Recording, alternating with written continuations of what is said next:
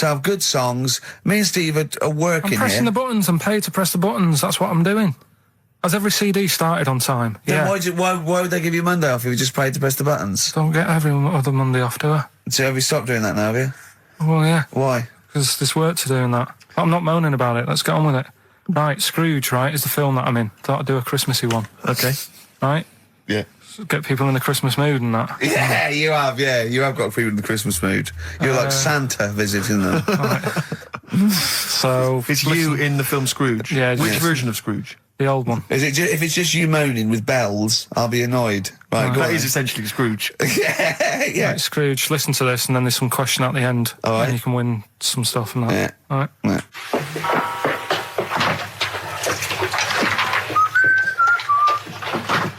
You're late.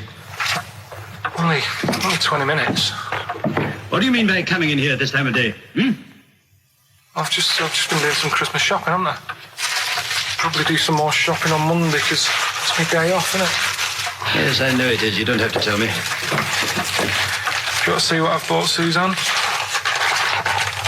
No, thank you. I don't mind showing you. It's only a Christmas present, isn't it? Just bought some more condoms. Why? Well, I bought some last year. Got 2 boxes. They all got used, so... I'm very glad to hear it. How much do I pay you? Why are you asking? The presents I buy has got nothing to do with what I earn. Like I say, if I won the lottery, I wouldn't go mental on her. Do you know what I mean? I probably wouldn't even tell her, because I think she'd want to travel around the world and all that, and I'm not into that, to be honest, so I'll probably keep it quiet. Why? Well, once you've been around the world, where do you go next year? Each to their own, though, innit? You know what I mean? Well, what do you want? What for Christmas? Not that fussed, really. And you, it's just as well I'm not that fussed, because do you know I do some work at XFM? Do you know what they're giving me for Christmas present? Nothing? No, might as well have been nothing. 2 CDs. That's it. I was well fed up. I'm sure you will. They give you a list of about 30 albums and you get to pick 2 off the list. So I've gone for Kings of Leon album and the Best of Bob Marley. Mr. Marley has been dead these 7 years. In fact, he died 7 years ago this very day. Did he? Do you know what sort of donuts Bob Marley likes? It's not my business. No, it's not a proper question. It's an old Peter Kay joke. He likes the ones with jam in. Do you get it? Garlic bread. It's good, isn't it? Excellent. Oh, Carl, well done. Carl in Scrooge there. The only man more mean and depressed generally than Ebenezer Scrooge. Oh, dear. Oh. What's the question, Carl? Well, if people have been listening from the start, right, what albums am I getting? Yeah. Is that good? Mm-hmm. Good, yeah. What albums am I getting from for working for this place for 6 years? All right. Ricky.Gervais at xfm.co.uk. Do you want to apologise once more for anyone you might have offended over the year? Yeah, like I say, I never want to upset anyone. We're just chatting about stuff. It's just chatting. It's from the heart. You see something, you say, "Oh, it looks a bit like so and so," or "Isn't it a bit?" You're not really, you don't really try and hurt anyone's feelings, do you? But I think most people know that. And I've got to apologise for laughing at anything you say. I actually can't help it.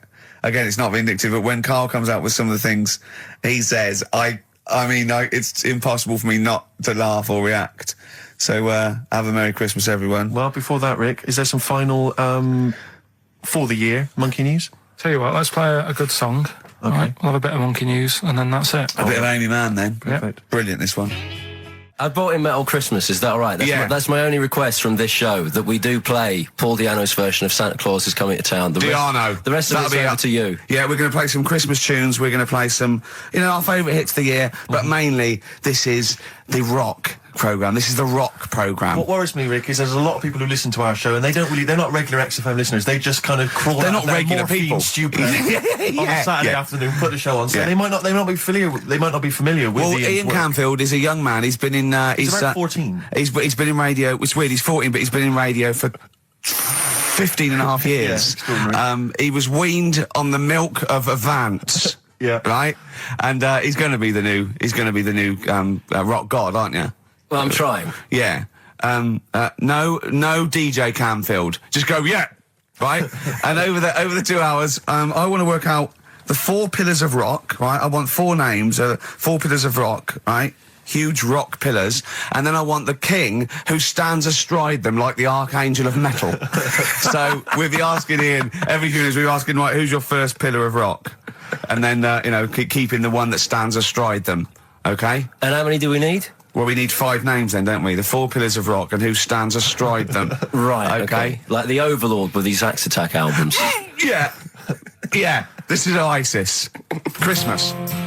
Oasis doing their version of Merry Christmas, everyone. It's Christmas. It seems only appropriate that we play the occasional Christmas tune. There aren't many decent ones. We will be playing the greatest, not just Christmas, one of the greatest songs of all time, but certainly the greatest Christmas tune of all time, Fairy Tale in New York. Is that going to be the version done by, what's his name, out of Boyzone? Has he done one? Yeah. Because he's lived the hard rock and roll life. What's his name? What is his name? Ronan Keating? Yeah. He wasn't bad on Room 101, actually. I think he's lightened up a little bit. Good luck to him. Yeah. Yeah, no, as well. Yeah. A lot of people ask me, Canfield, I'm sure you can you've probably got experiences of your own that you might want to talk about, but people ask me what Ricky's like in real life. And I don't want to get grotesque. It's Christmas, people are listening, people are eating sandwiches, but he has a flatulence problem. I don't know if you're aware of this. It's not a problem. Right. Well, it is for us. Yeah. You may not. Yeah. I think the problem with Ricky is Ricky hates to miss out on anything. He's terrified that there's going to be something going on that he's missing out on, a conversation, a joke, someone falling over, And he daren't spend any time in the lavatory because it's too any period of time he spends in there, he could be missing out on some fun. So he kind of tries to get his lavatory, occupying time down to a minimum, an absolute minimum. Plenty of pissing. There's loads of that, but none of the other activity. Really, I mean, you keep that. Really, it's like you're in, you're out, and sometimes I don't think you've done the full job, Rick. Yeah. And today, I'll tell you this: my eyes were bleeding. It's intense. It's just a word of warning because the kitchen at XFM is out of bounds now. No one's going in there until the new year. A to J in the library. A to J in the record library. I'll tell you this: I don't know if like Tony Blackburn's in the building. His wig will fall off. But seriously, not that he wears a wig. He doesn't wear a wig. But if he's going down there, maybe he wants to play some Beach Boys. I mean, seriously, forget I'm a celebrity. Get me out of here. Forget you might have survived in the jungle, Tony. But you get down there, mate. Tony, would you rather eat a plate of maggots or go and get Beach Boys? Exactly. Saying A to J. Oh, pot pickers. Exactly. Jesus Christ. It is absolutely extraordinary down there. Oh, so I'll just be warned. But it's Christmas. Yeah. It's Christmas. Why would Blackburn be listening to this? I don't know. He's probably doing a bit of Christmas shopping. Sure. And he's out and about with probably got his little, personal stereo on. Yeah. And he goes, I'll listen to the boys at XFM. Exactly. And he, Canfield, what do you think of it so far? Yeah? Yeah. It's not Vance, is it? Okay, who is secured as one of the pillars of rock? I'll tell you what, I want some ads, and after that, the Fairy Tale in New York. Oh. XFM. The Pogues, featuring Christopher Cole and a Fairy Tale of New York. Brilliant. On XFM. Tell me that. Why did the giraffe, what's that rubbish about the giraffe getting a long neck? I said, well, it didn't try and get a long neck. It was selected because, anyway, I went into evolution for him, and he said, but why would evolution do that? I went, well, you think that evolution didn't do anything. There's not this consciousness, there's not this will that a giraffe has to stretch its neck to reach the leaves. One had a long enough neck to survive and pass it. He was going, yeah, but why did evolution... this isn't. But by the way, this isn't the most stupid thing. This is warming up. This is about 8:45. Sure. Right? He said, "Why didn't evolution make a giraffe good at carpentry so it could build a ladder?" Right. Yeah. Okay. No. All right. Okay. So he's thinking around it. He's trying to pick holes in evolution. Yeah. We get on to, I said, well, things are, I said, we can see the speed of evolution in lower life forms like bacteria, viruses, they evolved. That's why soon we won't have an antibiotic that can kill some certain bacterial strains. And he said, and this is about 11:30, and I said, I'm going to bed, right? He said, in the future, they reckon that you'll be able to wake up and eat a yoghurt you can have a chat with. I don't know what that means. Let's put a song on, right? No, and we'll come back to it. So you're going to explain that? Yeah. You've got an explanation? The Verve and Sonic on XFM 104.9. And Ricky Gervais with me, Steve Merchant and Karl Pilkington. So let's just get this right. What did Karl say? He's just specifically giving those words again. He said, they reckon, and I said, I'm going to bed. He went, no, really? I said, no, I'm going to bed, Karl. There's no point now, because, I mean, it's just like you're talking gobbledygook. You know what I mean? I might as well talk to a pot plant. Yeah. He said, in the future, they reckon, I don't know who they are. Sure. I don't know, people who post things on the internet that he reads. I think the Telegraph. Anyway, complete the sentence. They reckon that in the future you'll be able to wake up. I love it. There's always a little scenario, an embellishment, like this little. Oh, hello, darling. Here's your yogurt. Hello. You'll be able to wake up and eat a yogurt you can have a chat with. All right. Well, thanks for that, Rick. I'm looking at you. I'm going to throw that over to Karl. Right. It's when I was away on holiday, right? I got. I don't normally buy the Telegraph because it's too big and that, innit? So, but they were giving it away for free on the plane, so I thought, ding dong, might as well have it. Mm-hmm. And I saw a couple of things in it. I thought that would be interesting. I saw this thing about the future, and it was talking about evolution and what have you, right, which I always find weird, because I always think that maybe we've sort of done it wrong anyway. Do you know what I mean? I sometimes think you can't evolve. By definition, evolution can't get things wrong. Things change, that it's not successful, it can't pass on its genetic material, but if you're around, it's working. If you're around, it's working. Slugs are as evolved as they need to be. Slugs are as evolved as you and me. That's true enough. Yeah. No disrespect, but it works. It works. Sorry, they're around. Anyway, what's your point, Karl? No, I mean, I think we probably would have been better off staying as a fish. Just because there's more water than land, isn't there? Right. And you wouldn't drown. This is why I went to bed. No, I can imagine. I'm thinking of dozing off now. Yeah. No, but it went. Do you know what I mean? From what was it? It was bacteria. It was fish, mermaid, man, onwards and what have you. So anyway. Oh God! No, there are a few knowledge gaps in your theory of evolution. All right, you generally got it right though. So yeah, I mean, basically, yeah, it went bacteria, fish, mermaid, man. What's next is the big question.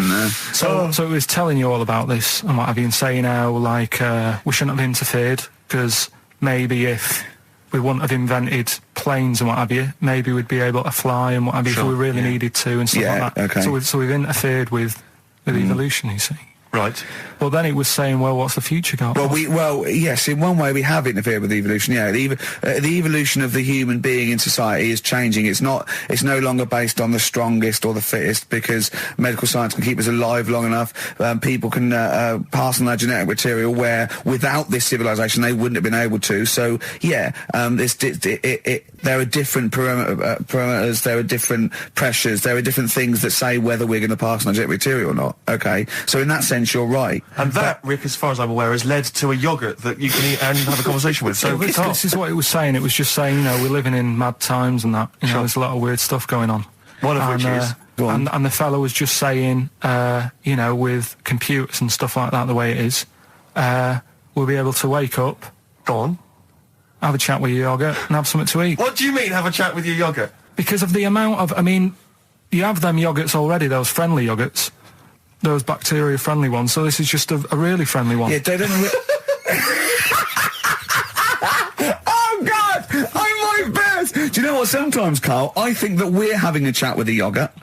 Do you know what I mean? There can't be any difference. Yeah, but then I'm always reminded that would be more entertaining. That would be more informative. God! XFM. And I know you'll be thinking of what a monkey could do. Yeah, it's like people who've had electroshock therapy. Yeah! Oh, it's such tied down biting on something. Yeah. Biting on a big leather pad. If you got like a ball... Oh, Jesus. I know, you don't think about the cryptic clue is that every syllable counts. He says it different every time he says it. There'll be something different. Look, go on then. Right, so if you get a bulb, right? A bulb what? A bulb. A bulb. What's a bulb? What's a bulb? Like a... I like bulb. I like bulb. Oh, I like bulb. So you get a bulb? You get a bulb, yeah. Go on. He's gone. Right, go on. So you get a bulb. Right? Don't forget, a bulb, yeah. You got something in your throat. What are you doing? Are you eating a gobstopper? What are you doing? We'll play a song then. No, come on. Get the clue out, for goodness sake. So the cryptic clue is, so, if you get a bulb, right, so... That's the beginning. Okay, great. Right, if you get if you get a bulb, like, go on. And you look after it, right? You look after that bulb. And you teach it stuff. Jesus Christ. What you doing there? Do you know what I mean? This is extraordinary. This is extraordinary. Amazing. Imagine that written down in the Telegraph. He's had 18 months to get this. But imagine it. That's not a clue. That's an essay. I don't know what it is. It's a conversation with yourself. He means a light bulb, a bulb like you plant in the garden. What kind of bulb does he mean? Yeah. It doesn't really matter. Oh, okay. Right, you get a bulb. Well, remember that. It doesn't matter. Okay. No, okay, it doesn't matter. It does, but I can't say too much. Right, so listen, let me just do it again. You get a bulb, right, when it's young, you look after that bulb, you teach it stuff and what have you. What have you done there? What's gone on? Brilliant! And what are the initials of the band? R, right? R for rabbit, right? So anyway, my dad says, yeah, well, we can get in there for free. Of course he did. Clever. Right? So we parked up on this little country lane, right? No one about. We walked How much down. did it go in? Like £2? About £3 each. Yeah. But he said, well, yeah, but if you don't have to pay, do you know what I mean? You enjoy it even more, don't you, when you're walking about and you think, I've got this £3 in my pocket, no one's having it. Yeah. Right? No, looking over for a bloke with a peak hat saying, can I see your ticket, please? I wouldn't enjoy it more, no. Go on. Yeah, but you don't worry about it, do you? You got a bit of money now then, Rick. You've changed. So anyway, so we had to walk across about 4 fields. For £3. Right? And what happened was, we're walking through all these fields and what have you, big grass and muddy bits and all that, 'cause it'd been raining, and climbing over fences and stuff. And we're in this field, right? And I look to my right, and there's about 30 cows all staring at us, right? And Suzanne started to panic a bit. She said, we shouldn't be here. And Dad says, of course we can. We're allowed to go wherever we want. You know, all this land, it's ramblers' rights and all that stuff. Yeah. And take a cow if you want. So, unattended. So Serves him right for leaving him in the field unattended. I'm having one. I keep us fed for a week. Anyway, these cows start surrounding us. Surrounding us. Oh, brilliant. Oh, no. Face off. And Suzanne's panicking, going, this isn't right. We're not going to make it to the fence in time. They're moving faster than us, and he started sort of running a bit. Wow. And it's like some kind of bovine West Side Story. A gang of cows coming at you. Don't worry about it and stuff. But my dad had to sort of stand there and like wave a stick at him. Of course. And we got away, but Suzanne was like having a bit of a sweat on. Got away. Saying, we could have got killed. Sure. And my dad saying, no, it never happens. And I just wondered if it does, if there's a risk of... Yeah, it is rare, but there's been a couple of cases of being trampled by cows. They're not aggressive, they sort of run through you. Well, they're aggressive if they've got a calf. They have kids. What? You had kids with them. Kids, yeah. That's goats you're thinking of. Yeah. Maybe they were trying to sneak into the gnome thing, and they were worried that, like, if too many people did it, and they thought some cows, we can just sneak in. They were cows, no one's expecting cows. And the cows were going, walk upright like you're human. Don't walk upright. They thought you'd blow their cover. Yeah. Yeah, people have been killed by cows before. Yeah, that was like the highlight. Hickory dickory dock, some lads there just wrote a song called Clocks. The lads are Coldplay. And the song is? Clocks. I'm Ricky Gervais, with me Steve Merchant, Karl Pilkington, pressing the little buttons there. XFM 104.9. What's that little Well, I think I do more than press the buttons. Right, see, this is it, right? Karl has had a little strop on since last night, okay? And He's had a little strop on? Yeah. You said strop on. I just wanted to clarify. And, I don't know why. He says that I'm an annoying person. He says that I wound him up, right? Which I don't know. He says that you're winding up because you're sort of like negative about everything. Negative? Yeah.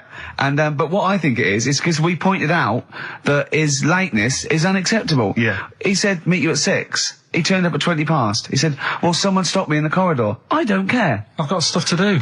We had stuff to do. I think we're a bit busier than you, Carl. You've got one job. We've got loads of jobs. I keep telling you that. You got one job in a little room, a 9 to 5 there, that you don't even get done in 9 to 5. That's why you're late and mucking around all the time. There's loads of work to do. Yeah, one job. No, cool. It's not. It's one job with a lot of other jobs in it. It's like those little Russian dolls you get. Right? Well, it's not, is it? Go. Yeah, it is. Yeah. Everyone thinks, he only sits in his studio messing about, making songs of phrase. That's what I do in my free time. Which we've got coming up later. Super slick. I still think 20 minutes late is an outrage, though. Yeah, 20 minutes late is... Yeah, but I didn't say bang on 6. I said around 6. No, you didn't. You said 6, which means 6. Well, it doesn't. Wait, sorry, it doesn't? If it was a newsreader, I'd say, yeah, you've got to be on time. Do you know what I mean? If it was a 6 o'clock news, I wouldn't want to be late. But it's the fact that I said to you, I'm busy, I've got stuff to do. No, you didn't say that. You said 6 o'clock to sort out tomorrow's show. I didn't. I know what I said. So yeah, you don't, because I remember you sent me a text. You didn't even, it wasn't even a phone call. You didn't even have the politeness to call. Stephen has stitched him up by being a little bit more precise than him. It was a text and it said, see you around 6 tomorrow, question mark? Around. You just said it. Well, around 6. That doesn't count. That doesn't mean anything. Well, yeah, no, he does. What? So, all right, you told me he said 6. Well, he did. I'm paraphrasing. 6 o'clock, Rick. To me, even if it was around 6 o'clock, that would be 5 to 6 or 5 past 6. It would not be 20 minutes after the event, because that is late. Yeah. Well, you've got nothing. You see, you haven't even got an excuse. Yeah, but then I turned up, right, and I said, right, well, let's not argue about this. Let's come up with some good new features, because we've been in Cheapest Chimps. That's gone today. Good news. He never liked Cheapest Chimps, Carl, did he? Right, he never liked it. Do you know what? Do you know who's took it further? Donald McIntyre. What? He's doing a programme, Cheapest Chimps. No, he's not doing a channel. Well, we'll see. Again, I'll prove you right. Again, he's not doing a programme, Cheapest Chimps, is he? He's not. What do you mean? He's doing. I saw a trail on Channel 5, and it was saying, you know, is it 5 or is it about 20 past 5? He's doing this. He's done that. You know, now see him on Channel 5 because he's moved to Channel 5. Right. He's saying first big problem, chimps. You know, they're deer and that. And no, they're not deer. He's getting confused. No, 50 odd grand for a chimp, and it's saying, you know, he'll look into how much you can get gorilla for. What are in the name of God are you talking about? We'll talk about that later. But I don't know what. I'm just saying that's another idea. And then so go on. You got off. This is why you never get stuff done and you're late. You got off the point. You were talking about arriving late. Yeah, I know, but I'm just saying to you now. I turned up late, so I said, right, well, let's not argue. Yeah. I said, let's do some stuff. Yeah. You weren't having any of it. I think at one point you were trying to be sick on my leg. I do remember that. Yeah. Why? Just for fun? Yeah. All right. So that's when I started getting annoyed. He was very annoyed last night. No, yeah, okay. Yeah, I can see where that could be annoying, but you just got to think, hey, look, so what? It's, you know. Well. I think you rub each other up the wrong way. Yeah. No, that's the problem. Well, no more Cheapest Chimps today. Right. Nothing to replace it because we didn't have a chat.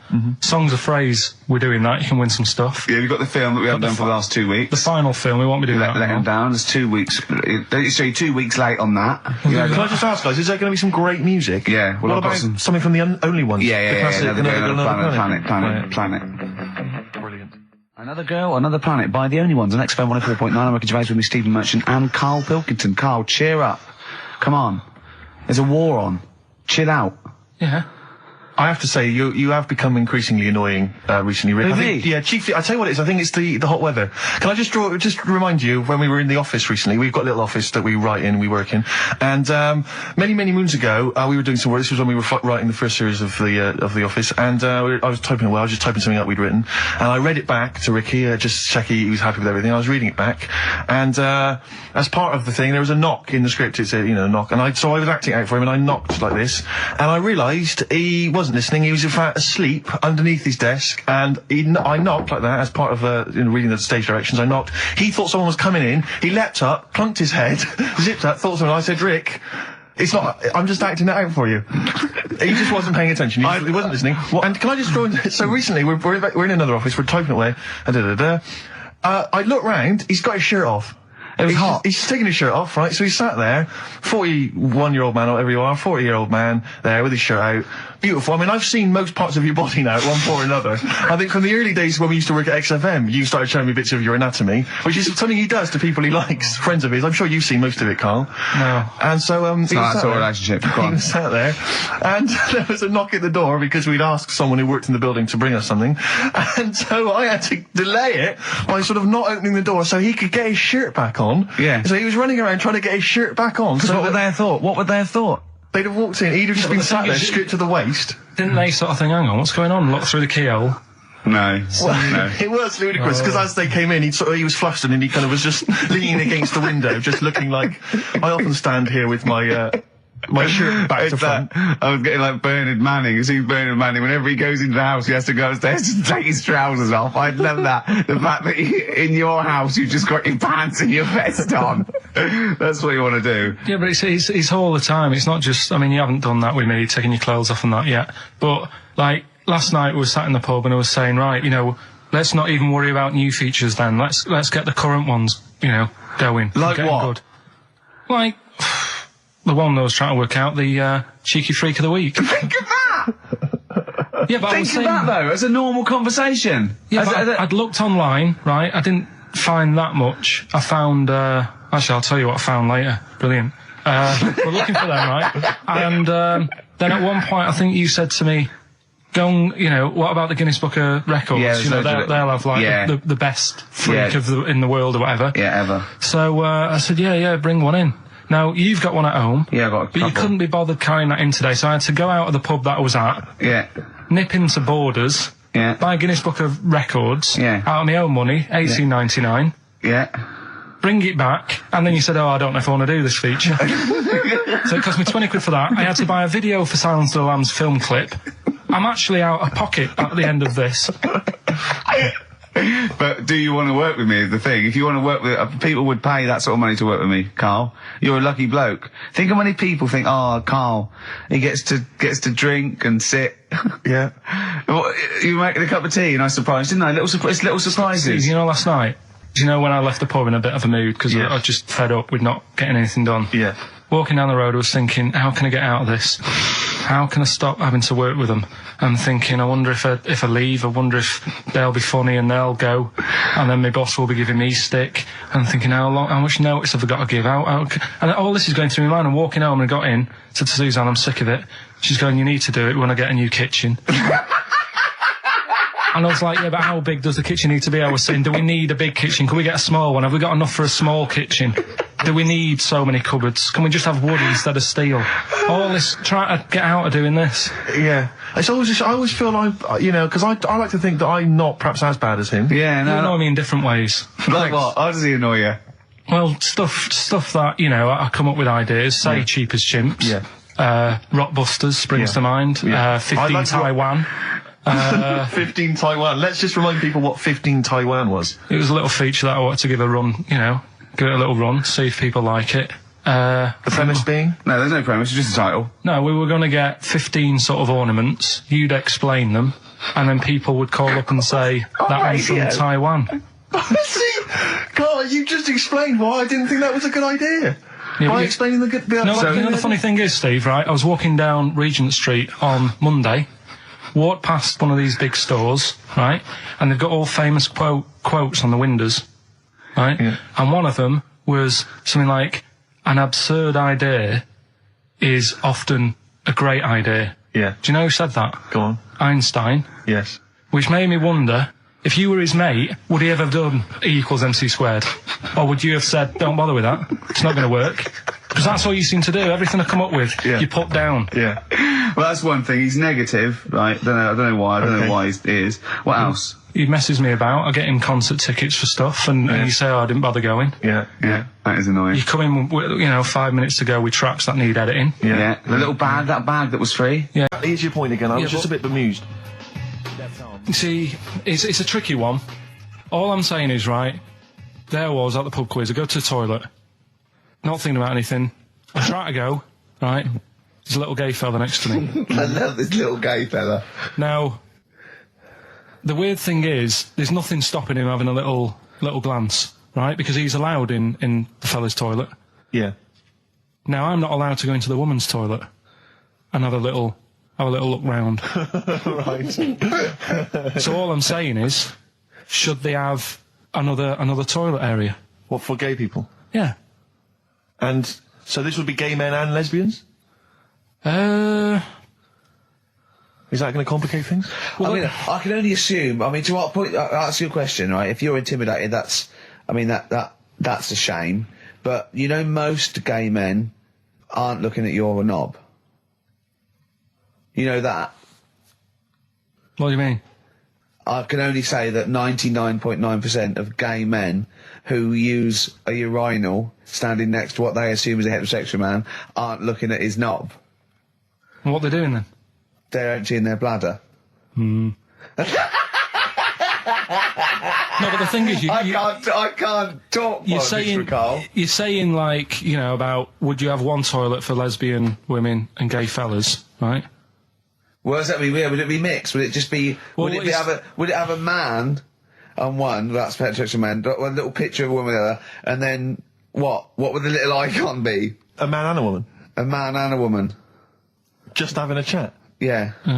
In pink and Doc Martens. But you couldn't mix them, because then what would happen is you'd get people who are going, I'll play up to this a bit. What, pretend to be gay? And sort of grow a moustache and shave their head. And pretend to be a lesbian. Right. Yeah. So I see. So people pretending to be gay so they could go in and have a look at the lesbians. Yeah. Right. So that would mean that we need 4 cubicles now, would we? Yeah, no, this is fine. 4 cubicles. So every pub now... How many toilets do we need Every pub's now got 4 toilets. Oh, Carl, bisexuals. Yeah. Now, interesting. Bisexuals. How many toilets do we need now? Call the council. Do you use any? Huh? No. No, because they're interested in everything, aren't they? Because the little bisexual fella will be looking at your knob. Right. With them, what you do, you just have a door... You open it, and there's one urinal there, so you can't get a queue.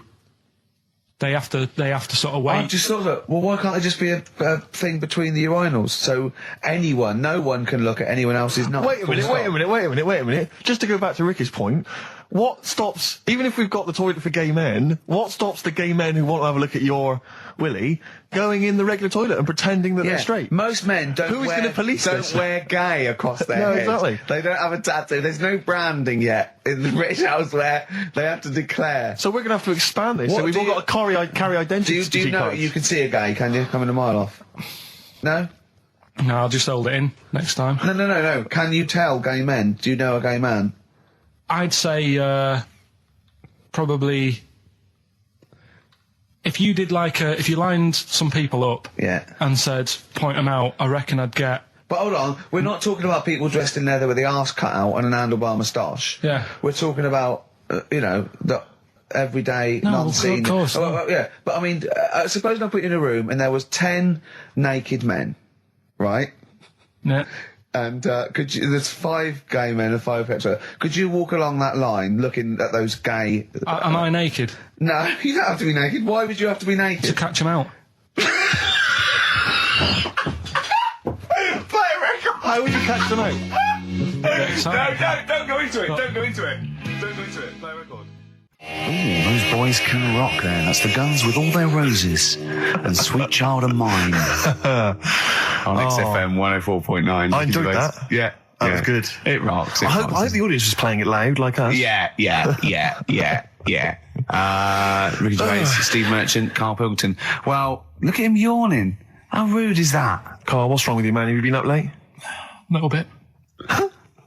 Girlfriend was away, wasn't she, yesterday? Yeah, I always have a problem with that. I always have... Because you don't go to bed, do you, early? Do you know what I mean? You sort of think... I just always find that thing that if, you're used to living with someone, one of you will go, let's go to bed, then you'll go, all right. But when you're on your own, you go... You just forget to go to bed. I just stay up. Okay, stop eating now, Carl. You've ate all the food. That's just a plate. All right. Okay. Yeah. No, I stayed up and watched... there was a thing on about Dracula. Right. What, Dracula? And I found a flaw in it. Go on. Not the fact that he's the living dead and and drinks blood to stay alive and he doesn't reflect and he can in mirrors. Well, and you can go on. The mirror thing, you can't look in mirrors, can he? Well, he can look in mirrors, but he can't see himself in a mirror. Yeah. That still doesn't work. Go on. It doesn't work at all, Carl. It doesn't work at all. Go on. No. Well, centre parting's always really neat. His centre parting's always really how does he do it if he can't look in the mirror? Blood on the floor or something it was called. Rubbish. I love the flaw in the Dracula film is that his centre parting's too neat. How did he do it without a mirror? Oh. Was it a documentary about Dracula? No, there was... The real Dracula. Yeah, the real Dracula. It's just a film. It had blood on the floor or something. It was called. Yeah. It's rubbish. We had a little lunch yesterday, didn't we? We did indeed. That was a nightmare. Yeah. I hate going out with you two. I was explaining to Carl, right? I like to excite Carl's imagination, right? And if it involves chimps or monkeys, all the better. Brains he likes, parts of the body, deformity. I know where to, what buttons to push. And I told him about this thing. I don't know if any of you out there know about this, but there's an experiment they did in the 50s, a clinical psychology experiment where your two hemispheres of the brain, okay, they're joined by a thing called the corpus callosum, right, which is just a little flap of skin, like a little scarf lead that joins your two hemispheres. And what they did, they cut that in half, and they thought it was a cure for schizophrenia, but what it turned out to be, or epilepsy, I think, I can't remember, was that your two sides of your brains didn't function together. You couldn't get information. I was telling Carl all this thing, and one of the things I told him was that they did it on a monkey, and it fought itself over a nut. Like its right arm was connected, by its left lobe of the brain, and it was fighting over itself. And Carl went, instead of thinking this is amazing experiment, he went, would it have been happy if you'd given it two nuts? Yeah, I know. Well, you started off by explaining, and I remember you mentioned, because I was watching the two of you as you were describing it to me, you said, of course, one side of the brain deals with symbolism. And as you said the word symbolism, I noticed Carl drift away from looking at you, pick up his mobile phone, and start pressing buttons randomly. And I thought it was the word symbolism that got him. And I noticed it took you just a moment longer. And I think the first thing you said was, when did I lose you? Yeah, I knew I'd lost him. It's extraordinary. And he doesn't even try to disguise it. I said non-locature at one point as well. Right, yeah. And I knew I was dicey with death there. Yeah. But I told you tried to look it up, didn't you, on the web? You didn't find anything about it, did you? The spelling of it's what is it again? What's the word? Corpus callosum. Yeah, so I couldn't do it. No, there's no point. Yeah. Don't bother. Give up. Don't bother. Give up. So if anyone knows any interesting facts about that, yours hasn't been cut in half, has it, Carl? That would, again... The reason you became King of the Universe, of course, is because of your fascinating French bread anecdote. Oh, yeah. Yeah, come on the then. How did baguettes come about? If this is going to be someone cooked a loaf a bit wrong and said, I can still make a sandwich out of it, I'm going to hit you. No. Go on then. Right. Napoleon, when he was at war and that with Russia. 1812, yeah. Yeah, all his soldiers were not used to the cold weather and that. So they said, take some clothes in your bag with you because it's going to be nippy out there. So they put all the clothes in the bag. Sure. They were told, it's Napoleon, for Christ's sake. No room for any food. You're joking. So couldn't they make some sort of sandwich? No, it wouldn't fit because of all the clothes. You had to take extra gear. Sure. So, anyway... I can see where this is going. Is there a baguette-shaped gap left in their holdall? They thought, let's make some bread that you can fit down your trouser leg.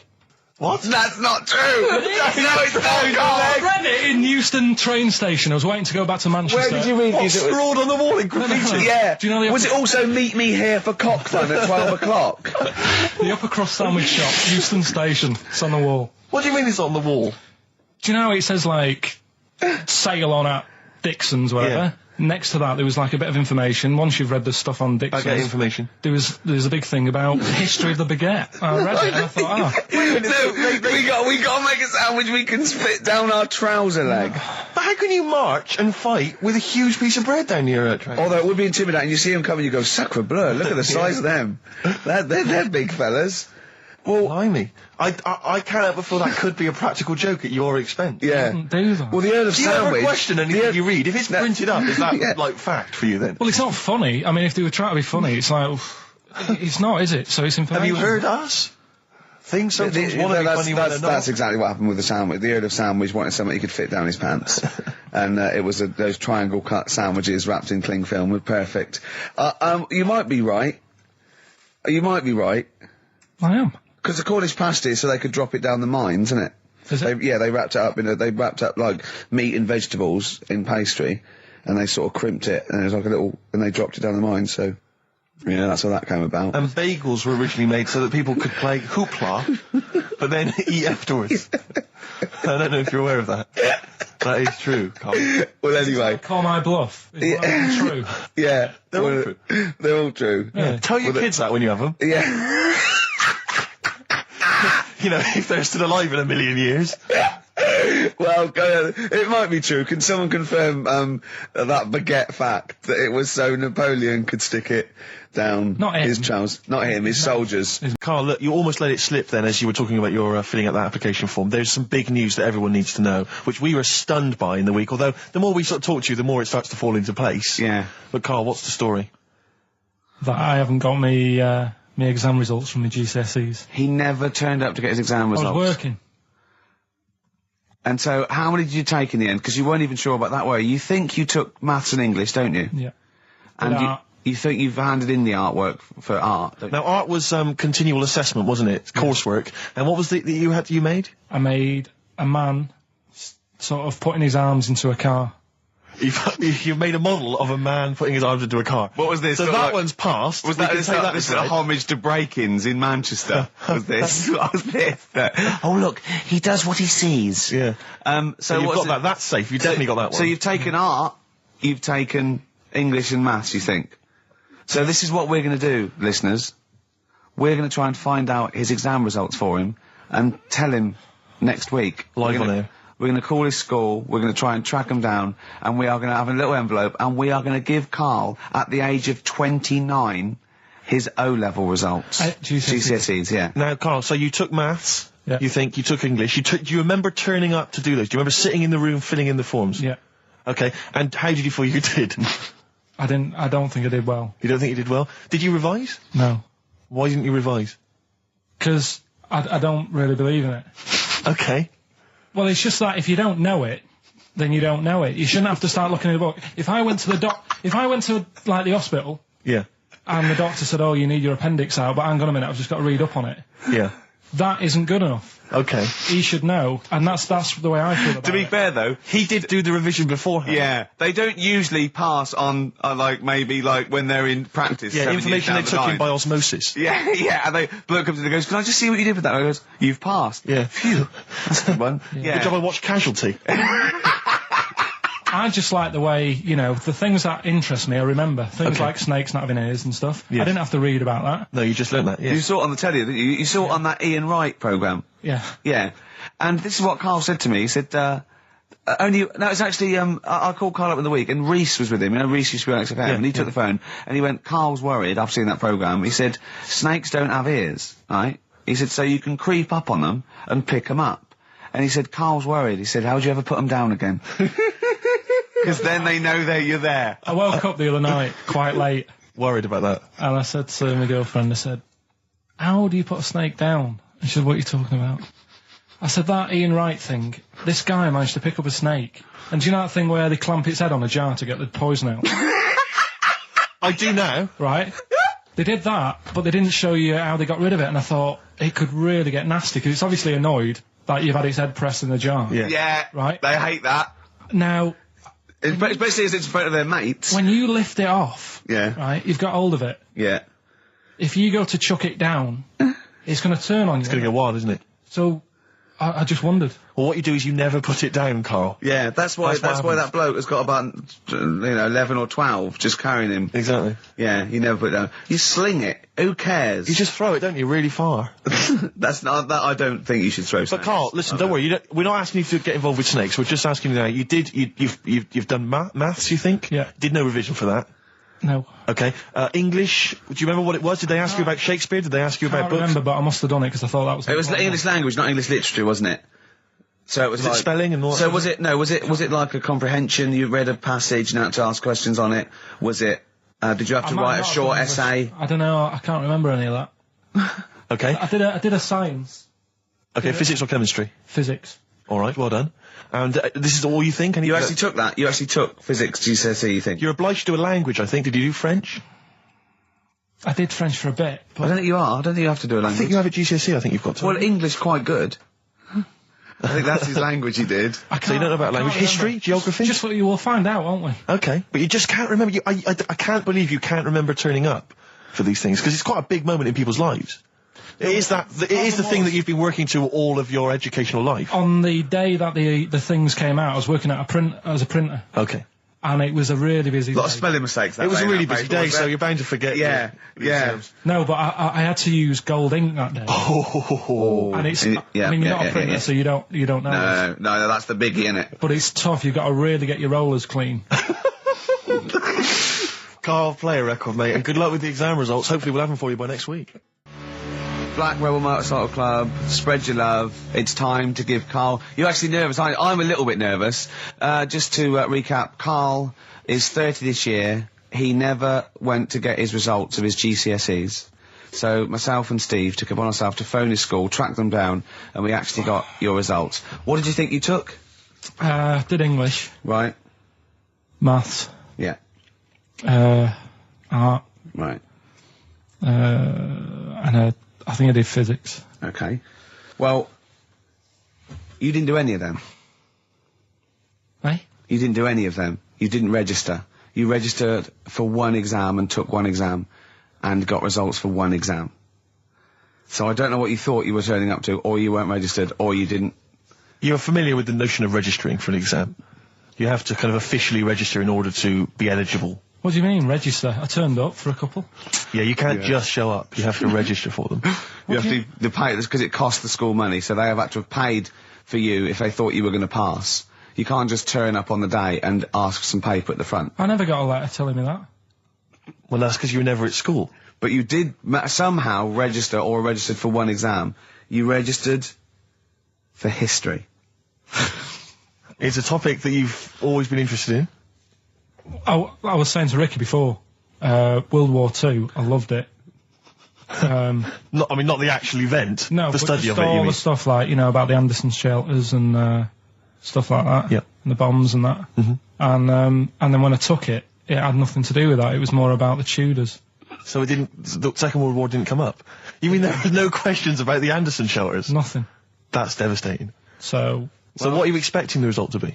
Is that it? Yeah, it's the only one you took and registered. As far as the school is concerned, or certainly it's the only one that counts. It's the only result. It's the only one that counts. Yeah, you've got... Did you register for yours? Yeah. Yes. I've got certificates and everything. So what, do you do that before the exam? Do you have to go somewhere and sign something, or...? Yeah, you don't check your results and then decide if you want to register. It's not like Millionaire, when you look at the question and go, I think I'll take the money. Yeah. You go... No. But anyway, you must have registered for one, or maybe your teacher put you in for it. Well, I didn't do it. They must have been confident. They must have been confident. They must have thought your best bet was history. Right, so... What did they get? You got an E. Which I think, technically, is a pass. E? It's a bad pass, but there's F, and there's U. You're not going to be doing a PhD. You can get an F, right, which is fail, and then a U, which is ungraded. Now, I don't know why the U exists, because F means you failed. U is like them going, you not only failed, but you wasted my time. So... We're annoyed that you took this exam. So you thought they'd register me to get an E? Well, they didn't. I think they were hoping... It was rather like you with the lottery. They were hoping for something better than You nothing. see, I assume that the man who registered for that thought he can scrape an E if Anderson shout was come up. Yeah. Well, that's it. You've got. Now, what I'd like to do, Carl, is I've started your re-education. You've read a book on Rasputin. I'll be asking you a few questions about that later. I've got another book for you to read next week. Next week, I'm not in the mood. What? Not in the mood. Oh, come on. Look, what's that? What does that say? It's that fella. It's the picture of the bloke that he used to use for Citizen Smith. Yeah, Che Guevara. Yeah. Yeah. He was quite happy, I think, when he found out that Robert Lindsay was involved. He went, yeah, of course you can. No worries, yeah. What are your feelings, Carl? What do you think? Are you depressed? I'm just a bit annoyed because I'm sure I turned up for more, so it just wasted me time. Listen, they don't matter. I'm sure you're doing very well. You know, you can educate yourself. GCSEs are merely a step on the ladder to help you, not just for education, but, you know, they're more vocational than anything else. You're doing very well, and you're reading books. Don't worry about it. It's But not I suggest something. But if you want, I'll pay for you to take history again. Carl, we'd love to see you get a C or above. And Well, we're I'll willing pay to... for you, and I'll get you some books. Right, now listen. We can, let's get, I reckon, when are the exams? June? Something like that, yeah. We'll try and register next week, and I reckon you can get an A or B. I'm history. I'm In busy. history. No, don't worry about it, it's just easy. I get you Brody's notes. If Heat magazine, they love you, Carl. They could probably sort something out. They could probably pay for a tutor. They got a lot of money, they sell a lot of magazines. I mean, it is always, almost always, and you found that out, I discovered this, it's always the Tudors and Stuarts. There's no fear for them not coming up. Now, what do you already know about them? You must already know stuff about Henry VIII and Elizabeth. No, because it's too long ago to even get interested in. Do you know what I mean? You can't. Is that why you relate didn't? to it. Okay. The Anderson thing, it was like, God, you know, I bet my mum and dad were in an Anderson shelter. You know, this is interesting. What, when they... Oh, my granddad would have, like, had something to do with this. But the Tudors, it's like, I don't know even if they had a family back then. Play record! We come back Hang to on, this. hang Sorry, on. Steve, Because I need to introduce my the new feature. Yeah, for the I record. don't know if I had a family back then. Carl, listen, let me just ask you now, right? If you can finish this sentence, we've got a chance. Divorced, beheaded, died. Divorced, beheaded. Died. What is it? We just need to do a little bit of work, but otherwise I think you're going to be fine. It's how you remember what happened to Henry VIII's wives. They're little... Divorced, beheaded, died. Divorced, beheaded... It's like spam. Support... What's it? Support, protection, anchorage, movement. That's how You're going to... That's nothing to do with the Tudors and No, Stuarts. that's to do with the skeleton. Yeah, see, no, we're not doing biology. Mnemonics and acronyms. What happened to Henry VIII's last wife? Did she die, or did she not die? Divorced, beheaded, died. Divorced, beheaded. Do you know that the only king that has got a moustache is... No. The only king that hasn't got a moustache is the King of Hearts on the playing cards. What's the record you play? What did she get for history? What did she get for history? Yeah. I think she did very poorly. Why do you care? See, I was just going to say, this has backfired a little bit, because Carl is genuinely... I don't know if he's actually upset or embarrassed, but it doesn't matter.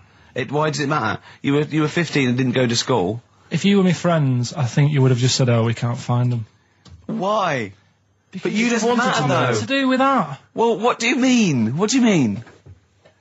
It's ridiculous. Do it again because you want to learn, because there's great things in the world to learn about. Don't worry. Look, GCSE is vocational. Is vocationally for a 15, 16-year-old to go on to do A-levels or whatever, or to get results. But you don't need that, because you've done very well. You don't care about the Tudors and the Stuarts. I mean, you know. I mean, I've had a couple of jobs, not this one, because you don't need qualifications to get a job. Obviously. Yeah. In the radio. Obviously. You're absolutely right. But the ones that I have got in the past, I did, because I didn't collect them, I had to lie. And I didn't like go mad. I didn't say I had A's and stuff. But I didn't put history down because I didn't even know I did it. So it's a bonus. I kind of treated myself to like a D and a couple of C's and that. So it's like, well, he's not. I love the fact that Carl even then was honourable. It's like, I'll at least put down the ones I think I took and lie, but the ones I didn't take, I won't lie about. Yeah, and don't give yourself a B. Exactly. If they're going to find out you lied, give yourself a B next time, It could Carl. backfire, couldn't it? I mean, my brother's a bit mental, and he used to do things like go for jobs and say, oh yeah, I've done this before. Like being a mechanic, and he's never even picked up a spanner. And yet, he'd have the confidence to go and try and fix cars. Well, I'm not that daft. But, God, and he... Who do you blame for this? That's just an easy way out. I have to blame myself. No? Yeah. What was the teacher like? Well, there's loads of different ones. I didn't like... I mean, the history teacher, it is my own fault, because with her, she's a bit mental. And I used to kind of stop the lesson by saying, "Oh, miss, tell us about your fireplace you've got that is made from a gravestone." Because that's what that would stop any English teacher in their tracks. And she loved telling you about it. Yeah, it was like, I learned that from a teacher. So that's why I didn't know about divorce, head loss, and all that. Yeah. Dandruff legs. Horse, head loss, dandruff legs. But remember now, divorce beheaded died, divorce beheaded survived. That's all you got to remember. And what's that? That's what happened to Henry VIII's various wives. In order. What does it spell out? No, it doesn't spell out. It doesn't spell anything. You just got to remember the rhythm. In order in which he married. Yeah, but it helps. It's like when my mum taught me the alphabet. She taught me as like a song. A, B, C, D, E, F, G. Yeah, constantly. Yeah. No, not like that. Huh. That's how everyone else could do it, and I couldn't do it that way. Why? What tune did she do it to? It was A, B, C, D, E, F, G, H, I, J, K, L, M, N, O, P, Q, R, S, T, U, V, W, X, Y, Z. Carl, have you ever logged on to Friends Reunited? It was the site that everyone was talking about last year. No. Are you aware of the concept? I've heard about it, but there's no one from school who'd want to see it again, really.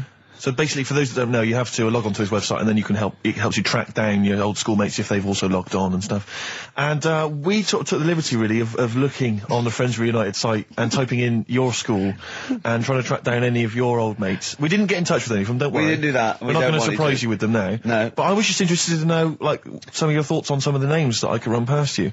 I mean, these are people from your year. Just tell me if you recognise the names. Alison Birch? Think I remember her. What's your thoughts on it? Don't be libelous. Don't be like no. No. Posh probably did pretty well in history and that. Sarah Morris? God, yeah. Remember her. Go on. You're grinning. What's the thought? Go on. No, just she was all right. She was a popular one. What does that mean? She was nice. Yeah. Okay. Okay. What about Darren Buckley? He was one of my best mates. Was he really? Yeah. Seriously? Yeah. What do you reckon he's doing now? Do you still keep in touch?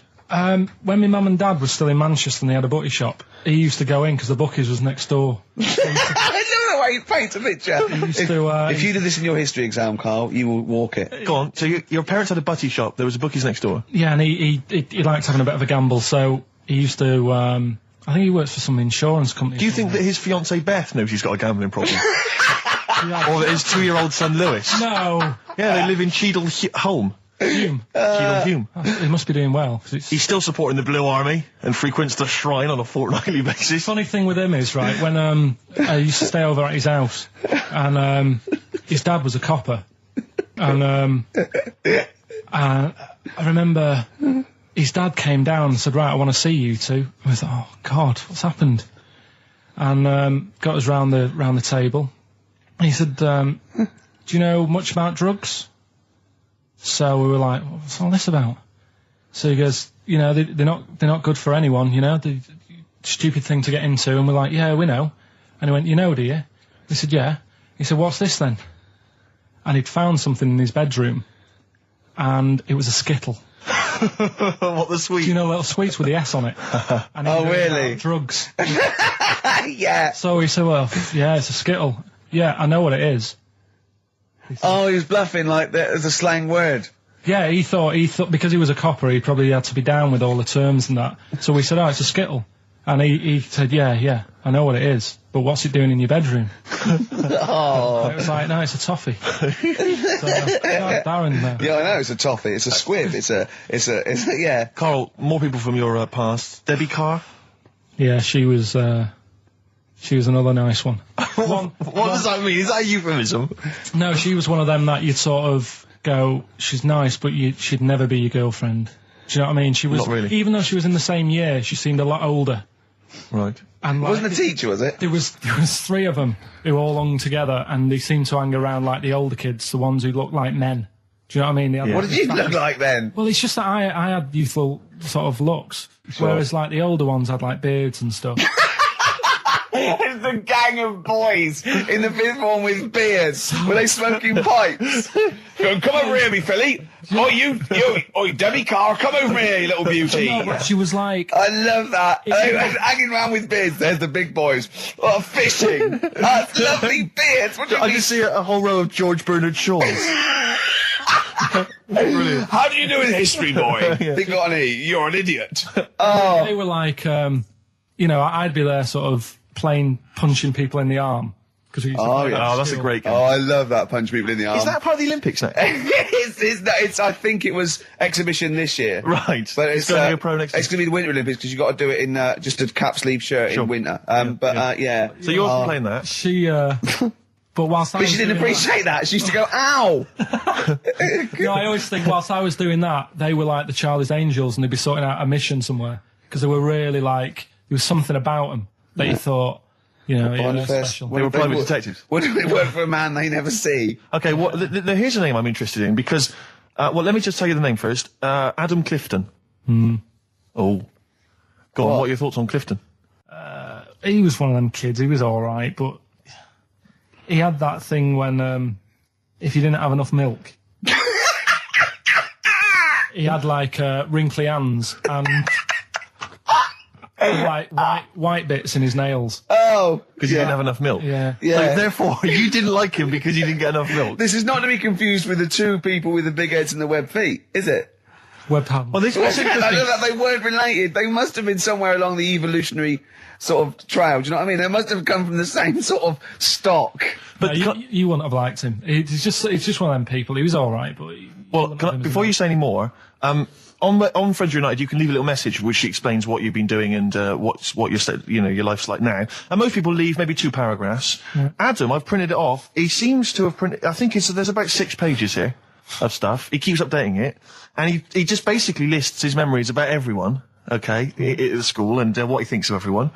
And he says, I often see Simon, he's doing all right for himself, self-employed illustrator, Mark Cooper, Karl Pilkington. Right. And your name comes up. Now, I don't know if you've told us this story. I think you may have done, but I can't remember the facts about it.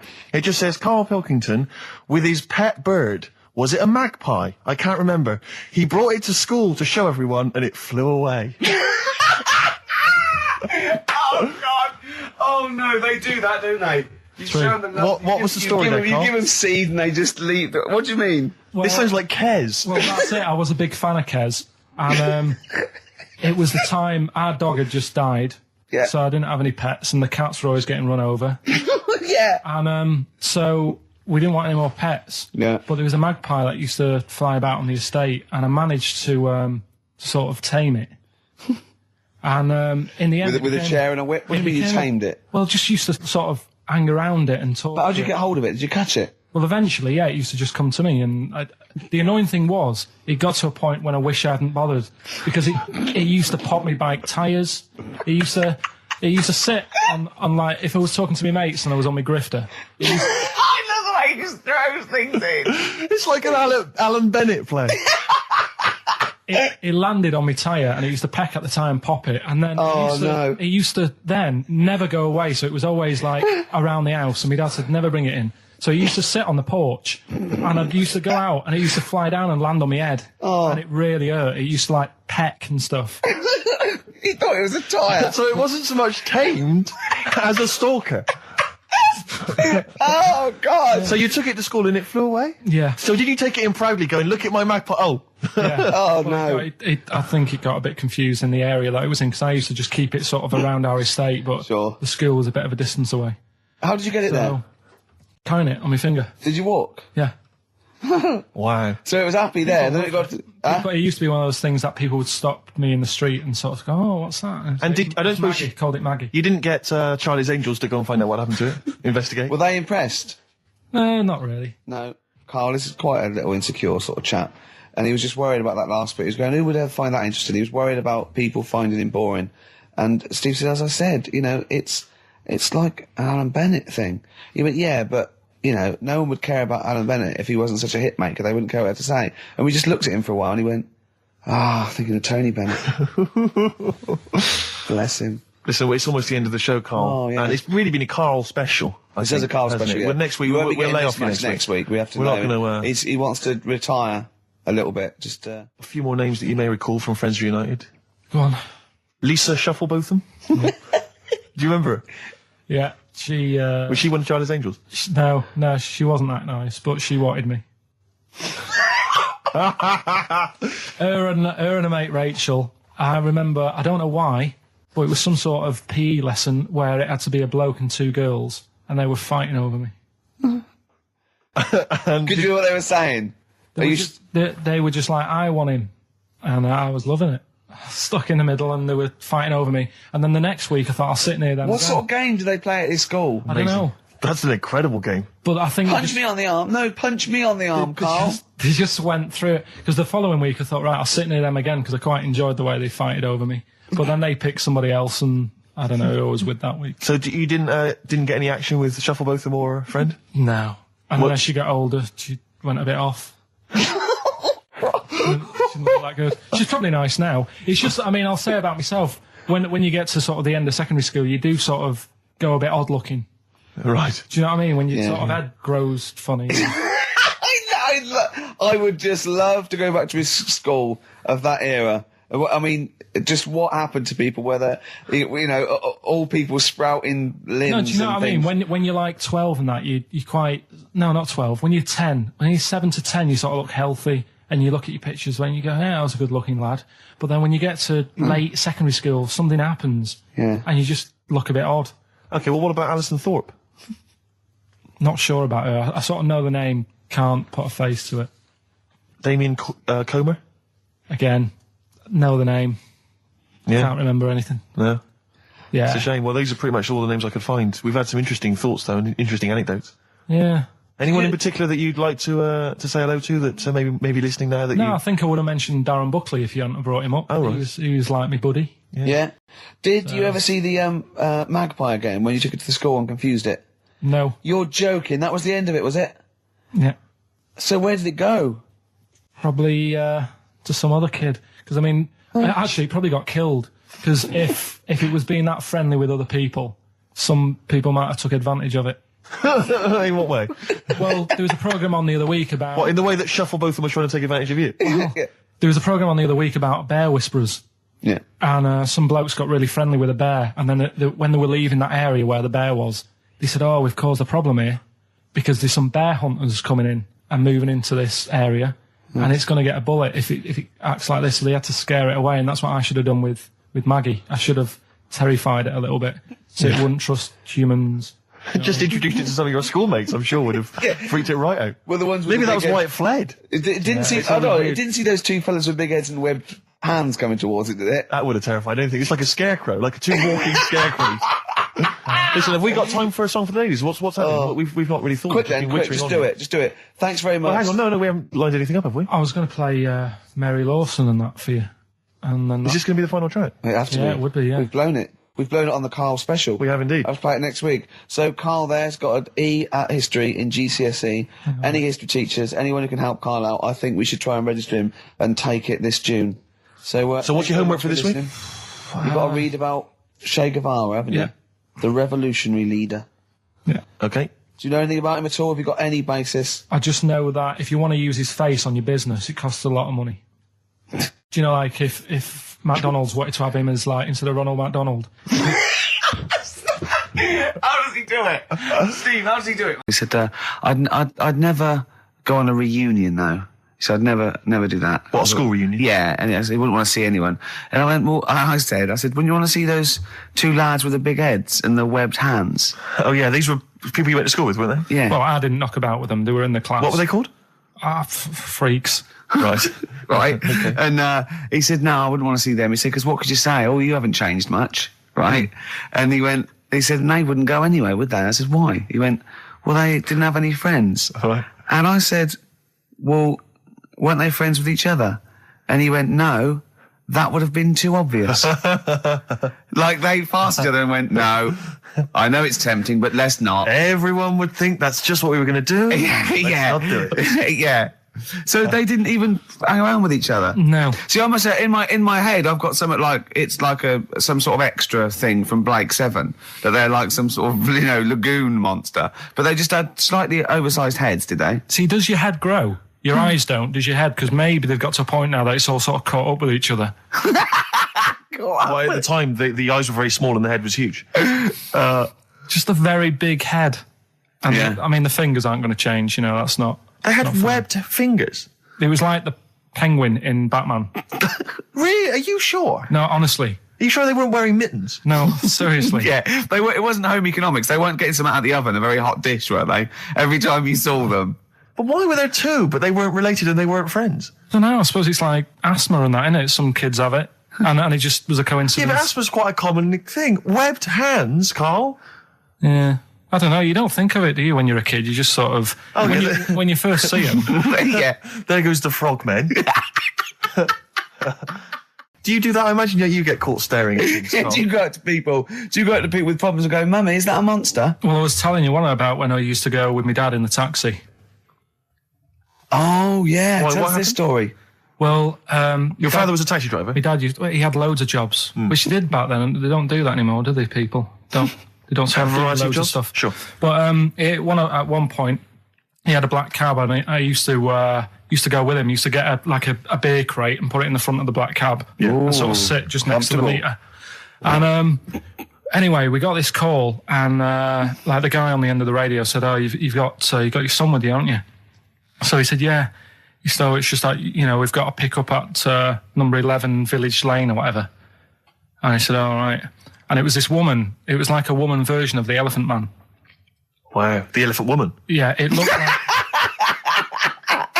it was really strange because I was in the front of the cab, and when you're a kid, if something looks odd, you're a bit scared of it, aren't you? Yeah. And my dad was like, look, be all right. And we're driving towards her. Look, don't worry, son, I've got loads of buns. And just to I'll just throw one down the street if it lets you run after it. You're being mean, right? I am a little bit, How old were you, 18? No, I was about 12 or something like that, 11, 12. And as we got closer to her, it looked like she was holding like a bag of spuds on her shoulder. For a snack. Right. And her head was all a bit mangled and messy and that.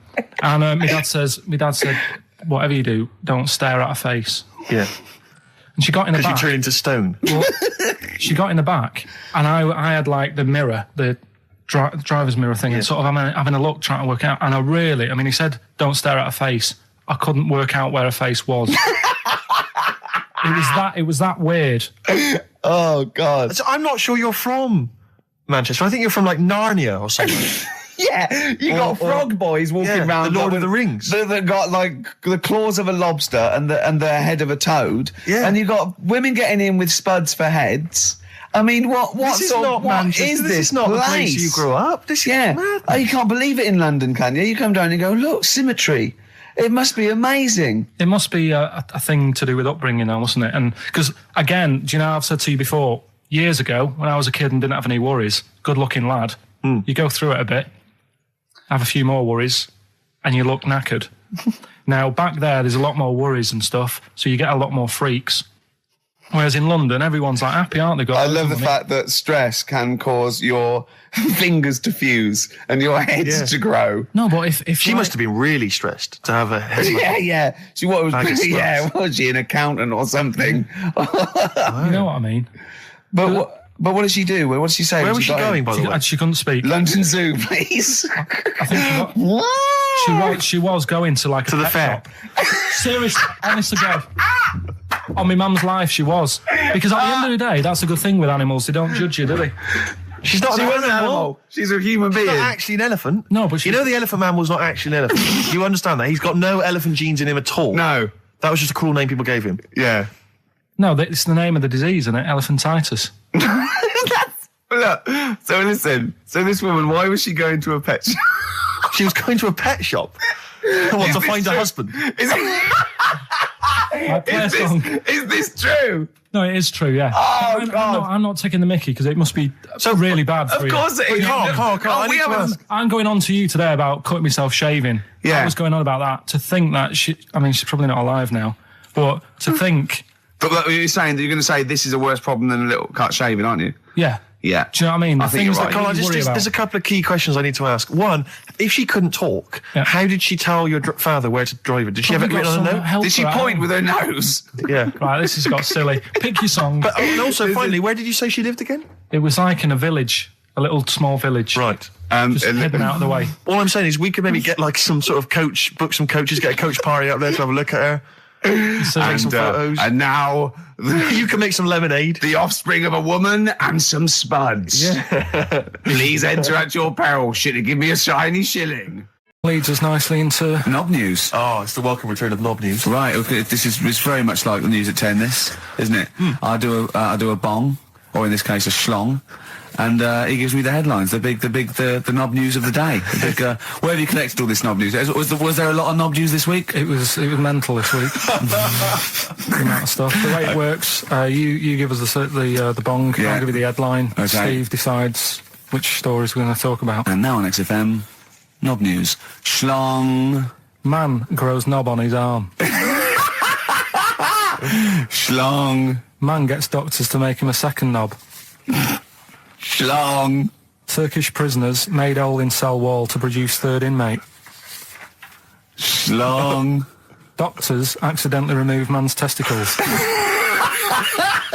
So, well, can I straight away go for the accidental removal of the testicles? Well, it's happened before, hasn't it? We've talked about that before. Well, how did what did he go in for a tonsillitis? What are they called? Tonsillectomy. And he went in the wrong way. What are you talking about? How can they accidentally remove his testicles? It says, he didn't look at his folder, and the doctor said to the fella, "Oh, we've removed your testicles and we wanted to take out your prostate gland." So that's what happened. There's the story. This is what I mean. That's why I don't like going to the doctors. It happens, doesn't it? Because all these sort of it's when they say things like, "Oh, it's just we do loads of these operations." That's when they're not concentrating. Brilliant. Do you know what I mean? When they say it's procedure, that's like having a boring job that you do every day when you're not going to be concentrating. I prefer them to go, "This is a tricky one, this." I know what you mean. I know what you mean. People, you watch TV programmes about, like, you know, removing someone's second head or whatever, and there's like the best surgeons from all over the world. It's televised. They can't make a mistake. They can't go, "We took his legs off by mistake." Whereas the fella who's having a prostate's like, "Oh, do you want to do it? I'm sick of doing that." Yeah. And they're probably doing a crossword whilst writing it. Of course they are. I've seen that actually in operating theatres. They're doing a crossword. That's what I mean. Yeah. I was just examining some of the other knob news, Rick, a little bit more closely. Man gets doctors to make him a second penis. I'm sure we're all interested to know what happened there. Yeah. A German who persuaded doctors to give him a second penis has lost his wife after he showed her the result. Biker Michael Gruber lost his original penis in a motorbike accident, and doctors built him a second one using a mixture of skin, bone and other tissues. Bone? Apparently, the penis worked so well that he was even able to father a child with his wife Bianca. But Gruber was still not happy and asked doctors to repeat the operation and build him a better organ, to which they agreed. From his hospital bed, he said, "I've got 2 penises, but no wife. I'm hoping when I get rid of one of the penises, I'll get her back." What do you mean? Sorry, he had 2 put on. What side does he wear? So he's had both. So he's had 3 then. Yeah. This is probably the thing that happened with Hitler when he had 1 ball, but he had 3 at one point, didn't he? So he just get one in the other ball. Appalling. And the only thing that would redeem the show is if he kisses the nipple. Because the nipple phone. If you want to speak to Carl, if you know the number, call in and try and persuade Carl while this record's on. We'll answer the phone. XFM 104.9, Matthew Sweet, and a song called In My Time, Ricky Gervais, Steve Merchant, Karl Pilkington. That was great, that. Yeah, just asking Carl some of these Q&A questions. This might be my idea of perfect happiness, being in a room with Karl Pilkington. Yeah. I just watch him look around. When you're talking, he looks at you, and it's like, you know when the owners say, it's like the cat can understand what I'm saying. Yeah. It's like he's on the edge of that. He's on the edge of that. You think he can, and I know he understands the words, but I don't think he understands the full impact. Whenever you say something to him, it might be some, a revelation or something. He always picks up on the wrong side. You go, well, that's not the important bit. Do you know what I mean? He always goes... It's a bit like having a 14-year-old French exchange student. Their English is not amazing. They roughly understand you, but they're trying to piece together what you're saying. Exactly. But it's great. You see, the thing about Karl is, and don't take this the wrong way. I like him because he's stupid, in a way. No, I'm not being funny, but do you know what I mean? But even though I think he is considered stupid, some of the things he says, I think borders on the, I don't know what the PC term is, the retarded. Do you know what I mean, Carl? Anything in particular you're thinking of, though, Rick, when you think of... Well, he was talking to me the other day because I'm trying to write a show called Science, and he's sort of going to help me out with some of the research, and I want him to do some on the DVD for it, right? And he was talking about it, and he was talking about he says that in the future they reckon we'll be able to soon. He said they'll be able to take us into space, and it's going to cost us £150,000. He said, what's the point? There's nothing up there. He said when they went up there, right? He said when Louis Armstrong went. In 1966, right? He said it was nothing there. So there was him, a fella called Buzz. There was one and third bloke that didn't even get out of the spaceship. He said he went all that way. He didn't get out to stretch his legs. How good can it be? Forget it. That's him summing up space exploration. Don't you agree with that? What's the point in going up there? Because you're are we talking about the finger in the arse again here, or space? Oh, what is the point in going? Because you're expanding, human endeavour, aren't you? And the human understanding of the world and the universe. It's like, what else are we going to do as a civilization, as a people, if we're not constantly searching and and reaching out into the far distance? But there's nothing there. Then. I know some people you grew up with that haven't left their street, but that's not everyone. But what is it? What do you mean? There's nothing there? That what has got to be there for it to be a worthwhile? Like, just something. I mean, to be honest, what would you be happy with finding up on the moon? The video? Just something. I don't think they looked hard enough anyway when they got there, because they seemed to get out, have a bit of a dance about, and then they came straight back. And I sort of think, did they look properly? It's not a day trip, is it? But what I mean they is... took that car out there, didn't they, and drove around a bit? Yeah, but only a little bit. What I mean is, say if an alien landed in Africa, there's not much there, so they'd go... What do you mean there's not much there? Well, it's a bit barren, isn't it? Well, Africa, just in general. Well, so anywhere like that, desert or whatever, what I'm saying is, have a good look round. Probably where all life came from, and probably 500,000 species of animals live there. Buildings and that, and stuff. Oh, buildings. Well, just stuff. Yeah. I mean, did they look properly? Or did they just land, get out, go, bit dusty, whatever, right, let's go back? I just think it's a bit pointless. Especially when we haven't done everything there is to do here.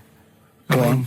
Well, I don't know, but I'm sure there is stuff that needs sorting out. Well, I know the place that there's no medical man has been in this room. Yeah. There's definitely an unexplored cavern sitting right in front. All right, Steve. Would you go to the moon if someone said there's a space? He doesn't march at a concert because he's scared his glasses to fall off. Of course he wouldn't go to the moon. They'd spin him round in training, his glasses would come off, and that'll be it. He'd feel sick. My worry is I'm not sure would I be able to wear him under the helmet? Imagine him! Like I went paintballing once, and I had to wear the glasses underneath the mask, and of course it was a bit hot weather, it was awful, it was steamed up in there. Still, I couldn't see anything. I got shot straight away. I was out of the game. It was pointless. It cost me like £8. Yeah. You don't have to be that fit anyway, do you? You're only sort of sat there. Well, not... well, yeah, but what are you talking about? Think of G-force alone and weightlessness. Of course you've got to be... What? Yeah. I think when you said think of G-force, he thought of G4. Follow up with... But there's always something... I mean, when we were out the other night, Steve, right, there's a programme on about a spider that's a foot long and eats chicken.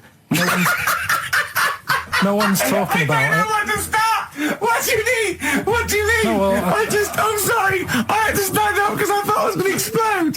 What do you mean there's a spider that's a foot long and eats chicken? There was a programme on about it, how there's this spider in the jungle or something. But I missed it because it was out, but no one's talking about that in the papers. And to me, that's a worry. That's why? In case it nicks your Sunday roast. What do you mean? But if it likes chicken now, Rick, in like 2 years' time, who knows what it might I know, like. it move up the evolutionary ladder, it start liking Carl, then humans. I'm not bothered about the chicken bit, because I eat chicken, that isn't that shocking, but the fact it's a foot long, and no one's, it's just on a Thursday night, no one's talking about it. What do you expect, though? What do you expect from this? It's got its own PR. What do you want? What do you want this spider to be famous? Where is it? Where is it? In the jungle. It's not worrying anyone then, is it? It's not going to move. Well, why, it's not going to... though. What do you mean? What do you mean it's not going to move? Well, how's it going to get here? Is it going to get on a bus? There's waves and that, they come in bananas and all that. So don't worry about it. So I'm not if you're going to be like that. Anyway, listen, we better line up Babushka. We better play that surely, because I know you need to analyse those lyrics. That's very important to you, I know. We've still got that cork hitting. Cork on their head's going to be great. We're going to put his little head down and really give it a firing. Sponsored by Lindauer Sparkling, refreshing. First of the gang to die, Morrissey, XFM 104.9. I'm Ricky Gervais, with me Steve Merchant and Karl Pilkington. Well, Karl, you failed miserably. The scientists stuck away. Right, one more chance. What's happened in the last couple of weeks? Just one more chance to... What have you seen in the last couple of weeks? Well, like I say, I don't really watch the news and that, so right. I can't tell them about that. But in a way, I think they're better off not knowing. I think that's the only good thing about being out there, isn't it? Not knowing about the bad stuff going on. Yeah. So I can't help them there. They don't need to look at the weather, do they? No, don't enough. No. But tell you about the Pope and that. Yeah, pretty extensive. What about the EU Constitution and the no votes? What do you make of that? What are your views? What's the problem there? Oh, this isn't broadcasting, though, is it? This is nothing. Come up with something. Well, the fat baby, then. The fat baby that they found that was on the telly. Right. Well, what was that? It's just a little fat baby. That I don't know. It's just a little fat kid and that. What? Tell what? It was on the telly. But what was on the telly? You just said fat baby, fat baby, fat baby, fat baby on telly, fat baby on telly. You're meant to be telling them what's happened in the world. Tell me about the fat baby on telly. It's just they've found some. There's this illness called Momo, right? And they've just got this woman had a kid. It's really sad. It was on Channel 4 and that, right? And kid's born. You sure it wasn't Jimmy Carr? Kid's born and that, right? Momo? It's called Momo. Isn't that Black Music Award? No, right, little fat baby and that. And there's only 3 of them in the world. These little fat babies. Right. And one of them... They're in danger. How fat? Are you not telling what do you mean? How fat are they? 6 stone it was only 2. And there's 3 of them in the world, and there was this one, and there was one in Brazil. Are they endangered? Is that the problem? Because there's only 3 of them in the world. Are we worried? Is it like a conservation campaign? They're hunted for their flesh. No, it's sad. I know it's easy to joke on that, but if you've seen it, you'd go, it's a bit sad on that. Well, I haven't seen it, and I know nothing about it. Well, I've told you, there's 3 of them in the world. Okay, what else was on telly? Something I watched the other night, that was good. Again, you know how I learn stuff from the telly. I don't watch the news. Well, you don't learn stuff from the telly. You told us there's a fat baby in the world. Forget about them. There's a spider eats chickens, and there was a fat kid. Forget them in Iceland, right? Yeah. We'll give them Rockbusters later to do, right? Iceland! But what's her name? I'll tell you what is interesting, Steve. I didn't know that much about it. Autism. Okay. Oh, good. With some more entertaining stuff on XFM 104.9. Just to cheer up people. Go on, then. What? Go on. No, right. Have you heard about it, Steve? What autism? It scares me to death when he comes up, when he touches on a serious subject. We've been talking about wheeling a dead Pope round, the Chinese don't age well, and ginger people are hated. And now we're going to touch on a really... my heart's in my throat. Go on, Karl, then. Tell me your insights to autism. Right, well, there was this... Again, Channel 4 coming up with some good stuff at the moment, right? It might have been Channel 5. 4.9, I'm Ricky Gervais, with me Steve Merchant and Karl Pilkington. We've had quite a lot of emails, as ever, Rick. I should just say, because we're very lazy. It's a much listened to show. We're very lazy people, and we rarely reply or read out the emails, but I never read the emails. Absolutely so never I rely, if I haven't replied to them, or my mail, Steve opens my mail and reads my emails. So if I haven't replied, it's just because he hasn't passed it on to me. Yeah. Okay. But I haven't passed it on to you because I know you'll never reply. Sure. So, I'm just cutting out that. But just want to say thanks for the emails. We do read some of them, and we do appreciate the fact people send in jokes. I appreciate it. I love it. We've don't have to do anything towards it. Sure, we had an email from Jack. He just said he missed the last 2 weeks' shows. Has he missed anything? Not really. No, it's the same stuff. I think last week Karl was having a go at Chinese people not aging well. He had a go at the gays, and he came up with a ludicrous story about a monkey that was impossible. Yeah, exactly. So I don't think Jack's missed much. No. Go on. We've just had an email from the Pringles people. Oh, they, right. good because it's finally started to happen. I hear these stories about people getting given cars and Armani suits and trips abroad, and we haven't had no. But finally, people are starting to, realise what we're doing, our impact on society, and we've got a whole box of Pringles sent to us. Not on those little tubes, the proper tubes, the foot-long tubes. Yeah. So. And what have they said? Well, the Pringles guys want them back. No, they've said they like the show, and if you want more Pringles, give them a call and they'll send you more Pringles. Yeah. I bloody love Pringles. Yeah. Pringles are... The thing about Pringles is, they're Moorish, right? Yeah. But how would I put it? You know the sort of thing when I open them, and by that when I pop, right? Yeah, I have to eat the. Well, okay, how can I put this? When I pop, I can't stop. What do you mean? I don't. Well, when I pop them open, I can't stop eating them. Right, when you pop, you can't stop. Yeah, yeah. I think that's because of the chemicals.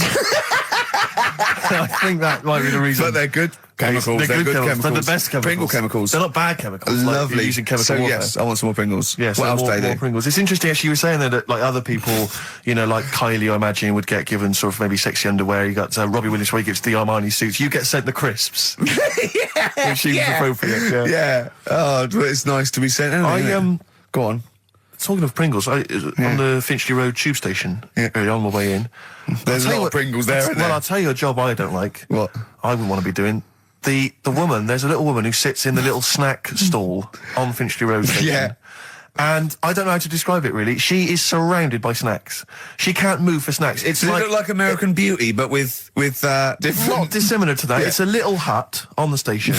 And it's like, if you go to the seaside, you can put your head through one of those cardboard cutouts and it looks like you're a big fat person or whatever, and you can have your photo taken. It's like an equivalent of that, but it's just snacks everywhere. She's got bananas up to her chin.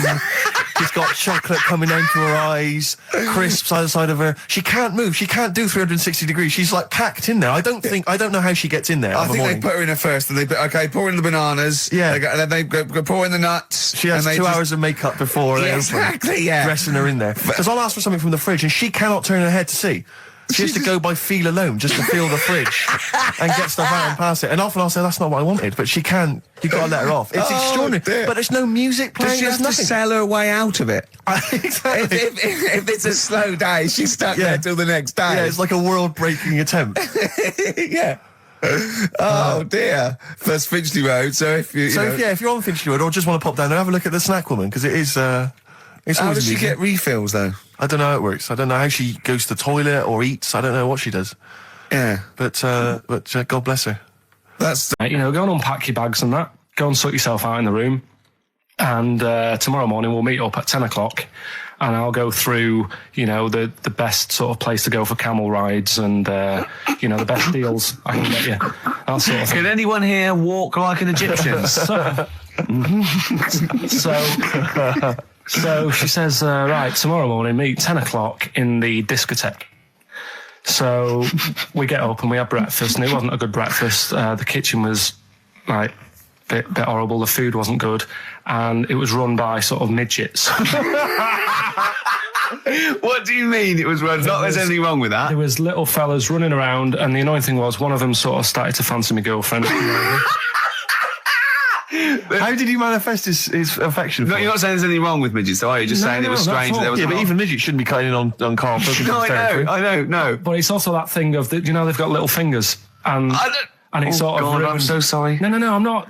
It is a bit of a phobia of mine. Okay. Do you know what I mean? They are nice people and that. Sure. Oh, God. But the annoying thing is... So what was he doing then? How did he... I don't understand how he was chatting up your girlfriend. Was he crawling under the table so you couldn't see? Just kept... Whispering to her from underneath there. Stop it. Just sort of, Wait, I don't want to get a complaint on our last show. There's not many midgets. What's going to happen? Can we just finish this and start up again in a couple of months? Oh, yeah. So if you want to know more about the midget theme restaurants, then we'll talk you in 3 months. Yeah. It's just... No, that's fair enough, actually. Oh, yeah, no, sorry about this. Listen, we'll see you in about a really... it's been a pleasure, truly, and thank you for everyone that wrote letters. Have you really? I've got you both a present. Right? Oh. I got Ricky, do you know, like we've done fables and stuff? Right? Yeah. This is like Mr. Ben. Oh. This is brilliant. Yeah. Right, and it's like little fables that Mr. Ben goes on. Oh, fantastic. So I want you to learn something from that for when you come back. Okay, brilliant. That's lovely, I'll tell you Carl. one of the stories I read this morning. It's brilliant. In fact, when you've done with it, give it me. Yeah. Because I haven't finished reading that. Okay. Thank you, Carl. And for Steve, a little chat-up lines. A little book of chat-up lines. That's fantastic. That's great, Thank. Well, we'll see you in 3 months. But carry on emailing Carl. Cherish Karl Pilkington. He sits in a little room by himself, so keep him in touch. And we'll see you in August. We're going to leave you with something that we all love. This is There Is a Light That Never Goes Out by the Smiths. Very apt, I think. Goodbye. See you later. You've been voting in all week, sending your emails. So here's the clips that you wanted. You were going to tell us a little story about Just Volvo passed my estate. test. Yeah. My parents had a big Volvo estate, and there's quite a big I car don't to drive. drive. My parents didn't have a car. But I know you don't drive cars, Rick, but it's got a big car to drive if you've just passed your test. It's safe though, isn't it? It is very safe, that was the thing. Yeah. And I come from the West Country, obviously. There's quite a lot of windy lanes. No, you're joking, do you? They have cars there. Oh, here he comes.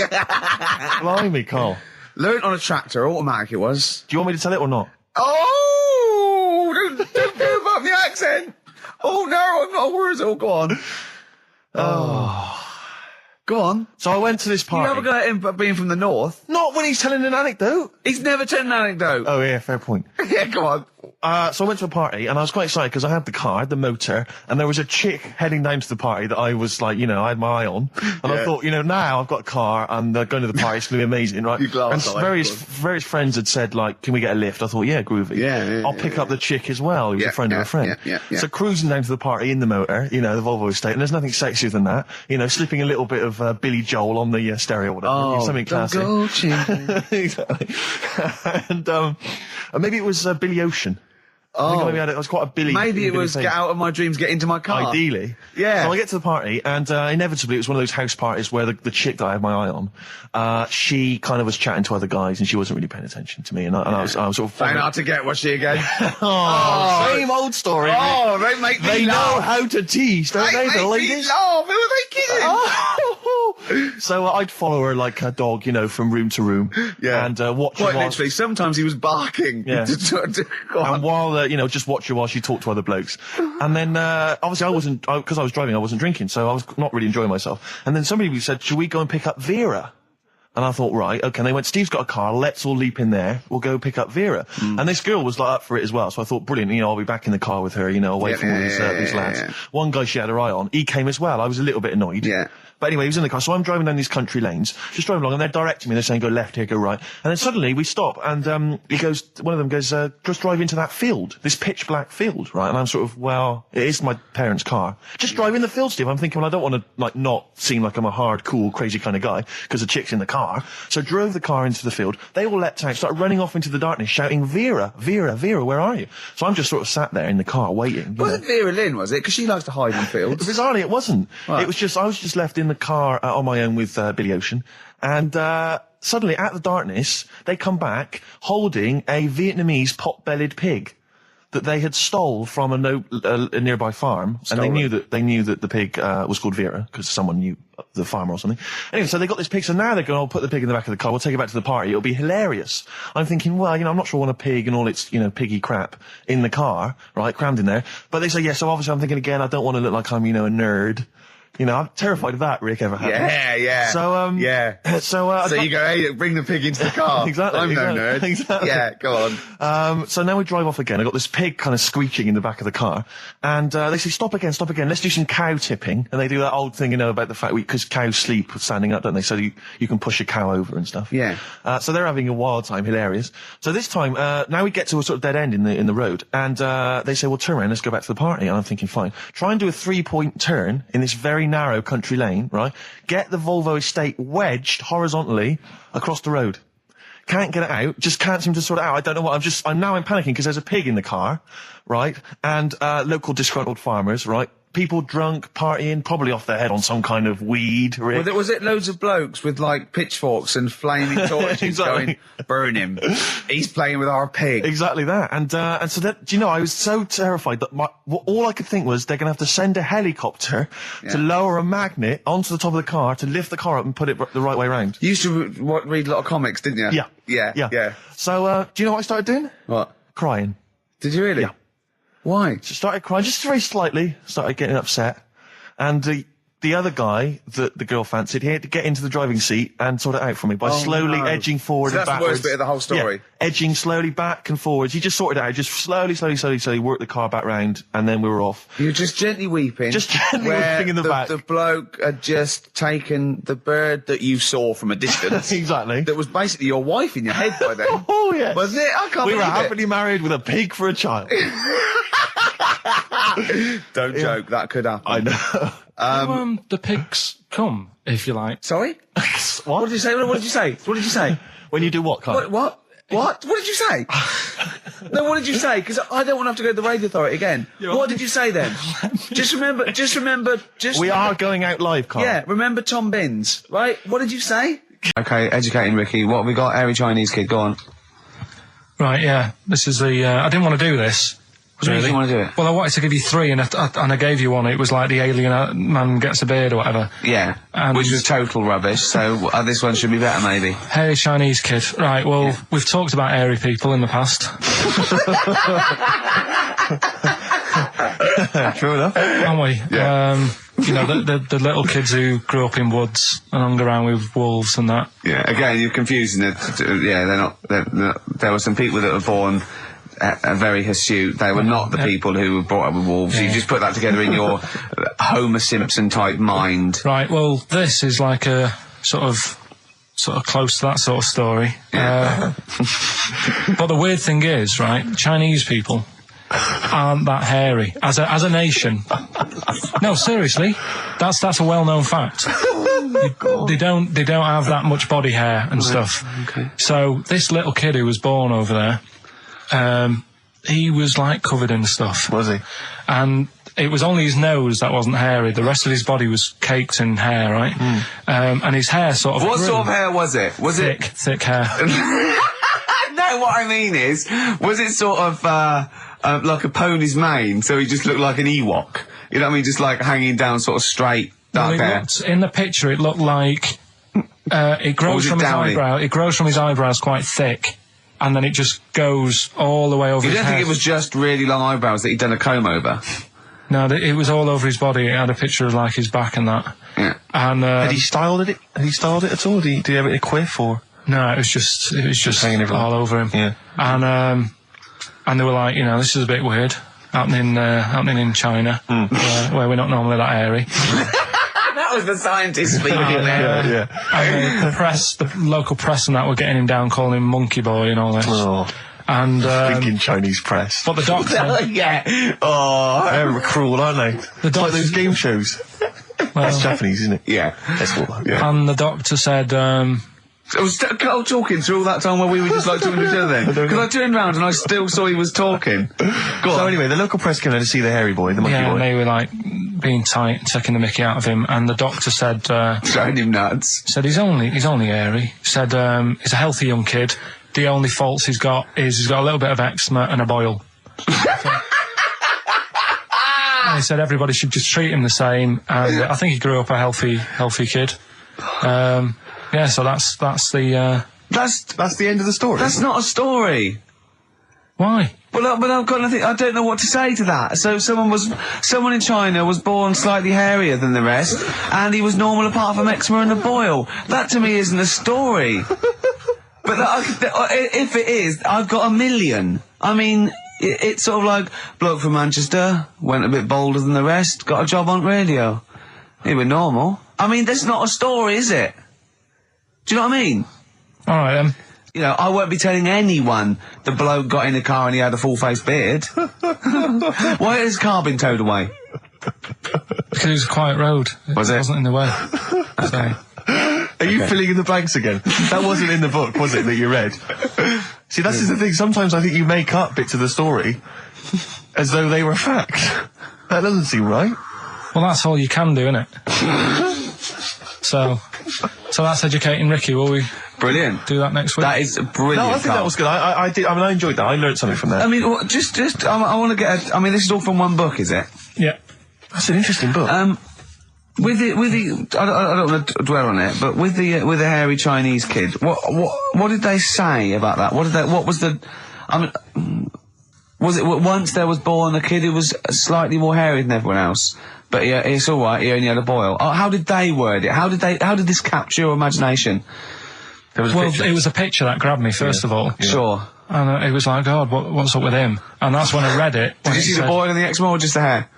No, you see, because his face is like, just under his eyes is sort of nice and smooth, and his nose is sticking out, and that's not hairy. But the rest of him, it looked like he had the sort of a balaclava on or something. And then I read on, and it's like, this is a hairy kid in China. Yeah. Yeah. So.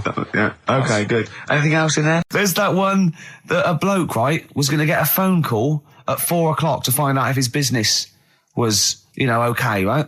And if he didn't get the phone call, he knew he was broke, destitute. So dead on 4 o'clock, the phone didn't ring, so he went up to the roof of his office and he jumped off to commit suicide. And as he was passing his window, the phone was ringing. Oh no.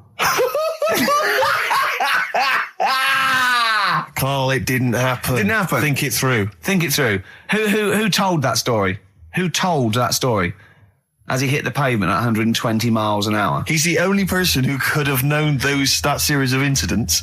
Also, why didn't he wait? As his life's at stake, why didn't he wait till 5 past? I'm going to give it 5 minutes just in case. Just in case the lines are busy. Yeah. And what sort of bloke goes out, I'll call you at 4, okay, if your business, well, call me anyway. No.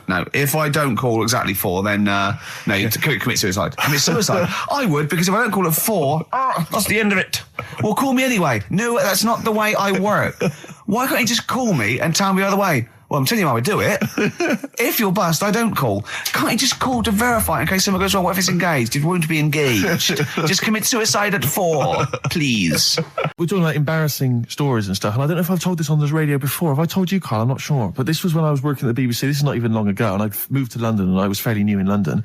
And I was working at the BBC, and I had this BBC hire car, and I've never told it. If there's anyone listening who works for the BBC, I don't know if I can still get in trouble for it. But this BBC hire car, and it was like I'd been ferrying kind of actors and people and production people around all day in this car. And I was driving back, it was quite late, it was about sort of 7 or 8, and I was driving back, and I pulled in to get some petrol to fill up the car every day. And I went into this garage to fill up some petrol, and I was there, and two blokes came in a white van, right? They pulled into the forecourt, and I was filling up the car, and they went, "Hey, do you want to buy a couple of speakers?" And I said, "Yes, I do." Yeah. Because I'll tell you the reason. It was like I was so flattered that they thought I'd be the kind of bloke who would A, need some kind of classy speakers, and B, would like to buy them on the sly. Do you know what I mean? Yeah. I thought, they like the fact They've seen me. They've seen I look a bit of a hustler. Exactly. Yeah. I'm a street sort of guy. You can see by the way I use my walk. Exactly. Yeah. So I couldn't believe my luck. So they drove behind the garage, the little sort of garage bit at the back, and I went round there, sort of casually went round there, sort of locked the car, went round there.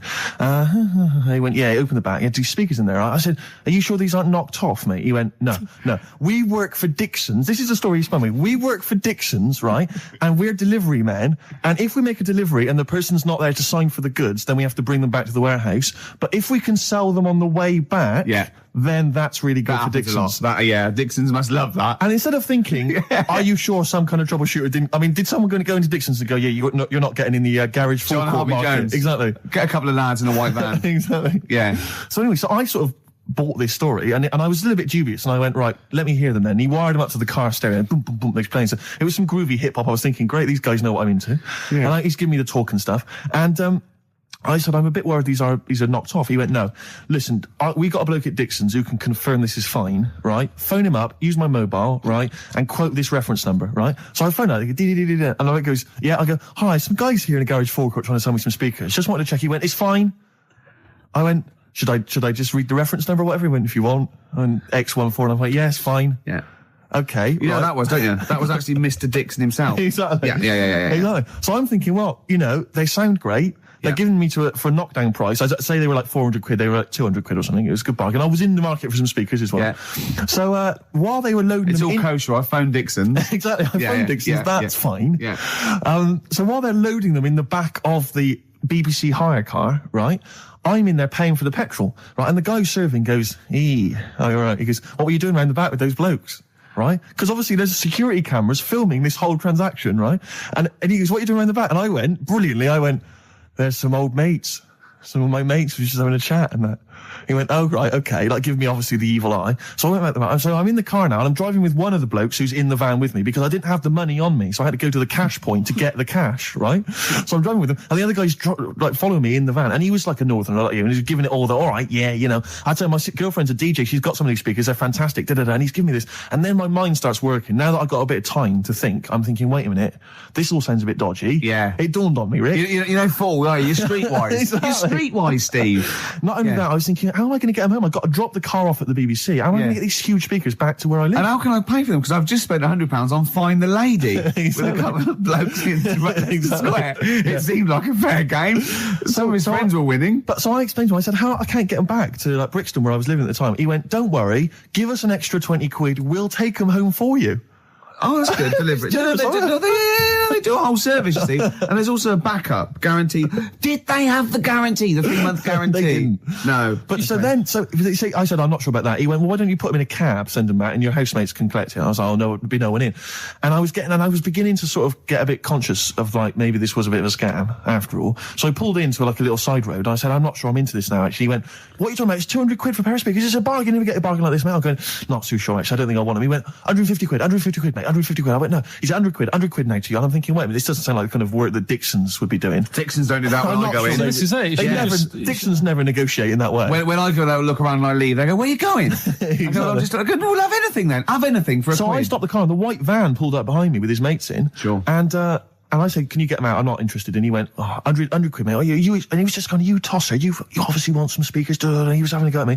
So I was carrying the speakers out and putting them back in the white van. And he was just shouting at me. He was going, 70 quid, mate. I was like, 70 quid from 200. This is ludicrous. You realise that wasn't Dixon's policy then. Exactly. They don't usually shout you tosser as you leave the shop and walk down Camden High Street. They're not usually shouting you tosser. You should have took the offer of like the monthly payments they've got on at the moment. So eventually I put them in there and I sort of knocked the deal on the head and I got back in my car and they were in theirs and I just looked in the rearview mirror and they were punching the dashboard like with aggression and venom, like we let that deal slip through our fingers. And I've never been so terrified in my life. I just sat there and I was just thinking, oh my God, all I was thinking now is what if I go back to the BBC and they go, we've had a call from the police, the man at the garage, he saw you doing a dodgy deal. I love it. Well, what you do is you put the hire car in a drain in your front garden and then go in and out of the toilet, just pouring bleach down or Ajax and then never know. Yeah, this is a question. I was discussing this yesterday. This is not a bit of shit. This is not a joke. I genuinely have always been slightly perplexed, and we were discussing it last night. The notion of the birds and the bees. Yeah. Now, I don't mean, the birds and the bees. I understand now. Why they use the birds and the bees? Yeah, because, you see, I always, as a child, I assumed the bees were having some kind of relations with the birds. No. So what is there anything to do with the birds and the bees, or is it literally, just like a euphemism? It's just, the birds and the bees. No, but do the birds do anything with the bees? No, not at all. It was where just take them out. It was where parents used to sidestep the issue by saying things like, when a lady blackbird and a man blackbird, they meet, right? They make a little nest, and then because they're in love, they have an egg. Yeah, and that was it. I understand that. That makes sense. But why the bees? Why the birds and the bees? Well, probably, I don't know. I don't know. You see, within nature, forgive my ignorance, within nature there is no relationship between bees and birds, is there? No, not at all. No, not at all. Nothing's going on. But probably what it was, if the parent found it hard to say, daddy puts his penis at mummy's vagina, it was much easier to say, like in the insect world, billions of them queue up and just fill the queen with spunk for about a day. Sure. Thus avoiding the embarrassing intercourse. Exactly. That's what I think, Carl. What do you think? Were you taught about the birds and the bees? Did anyone bring that up with you? No, it was just in that class, wasn't it? When they put a video on. That's what we had. No, we had a film. And they just said, I watched that. And then... what film, though? Basic Instinct? It was just like, two people. And all sat around the telly and watched it. One girl fainted. And they said, right, that's that. Next week, prisms or whatever. And did it teach you everything you needed to know? Well, how much do you need to know? Yeah. True. No, true. Except one kid in my class still thought a baby came out of an arse. Afterwards, he didn't understand. I think what they should have shown on those videos is technique as much as anything. Yeah, I suppose so. Because it was largely just instructional. Wooing. Wooing. What it didn't tell you was how to get into a position where this might be of some interest. That should have been the first 4 weeks of the course. Yeah. This is Rockbusters with Karl Pilkington. Go! I can't do any photos because it's been nicked by a German. And what's the initial? AC. Right? Next. Second clue. If you keep eating, this bit of your body will get bigger. PC. PC. It's an artist or a band. Who is it? PC. If you keep eating, this part of your body will get bigger, right? Yeah. And the last one I'm not really sure about. If you... He's actually winging it now. Imagine if this was Mastermind. I'm not sure about it. I know you're especially subject. Come on! Okay, go! The place where you go to take your dog a walk and that. The place where you go to take your dog a walk. Forget it then. No, do it! No, do it! Get you! Tim Burgess. Oh my Corazon, is that? Yeah. What's that mean? I have no idea. Phone in if you know. No, don't bother. Oh, email then, at least. Okay. I'd like to know these things. Sure. We were doing Rockbusters just before the ads and the record. Rick, I know you were enjoying it. Yeah, come on, get this clue out, Carl. There's 3. What is it? Right, the first one was... No, we don't look at the first 2. What's Can't the do third? any photos because it's been nicked by a German. Yeah. Second one, if you keep eating, this bit of your body will keep getting bigger. Yeah, it's different every time. Go on, what's the third one? Where you take your dogs for a walk and that, or you might go there on a Sunday. What? Sort of... oh, Jesus. Rick, please, Rick, just be quiet for just a moment. Right, okay, do this clue. Right, start from now. This is the third Rockbuster clue. That was a Freudian slip. Yeah, God, we'll get done. Right, go on then, go. Where you take your dog a walk, or you might go there on a Sunday and that. People sort of might taste that area. Right? Oh. It's rubbish. AP. Right, well, the other one's AP as well, isn't it? AP. What? AP. Ricky.Gervais at XFM.co.uk. AP. A quick reminder of them again with the initials. Quick, go. This is such rubbish. The first one, can't do any photos because it's been nicked by a German. Second one, if you keep What was the eating... initial? AC. Don't get annoyed, that's what the game's about, the initials. Yeah. If you keep eating, this bit of your body will get bigger. That's PC. Right. Right? And where you take your dog maybe on a Sunday and you go for a walk there and that, have a taste of it. Right? Different. AP, just email in and you win some stuff. Ricky.Gervais at xfm.co.uk. What rubbish. I wonder why we stopped this game. No, there's this lad who called Mark, right, who I used to go to school with, who used to call me that. And his mum, right, was like obsessed with cleaning.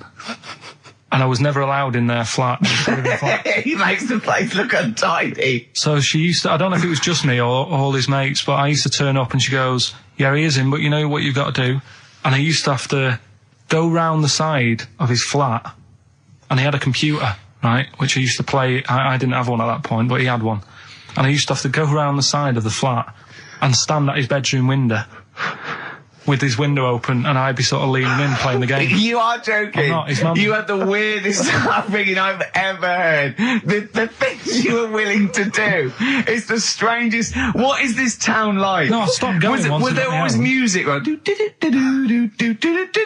There's the horse in the house there. Oh, look at these 2 kids with big heads and webbed feet. All right, Ronnie. All right, Reggie.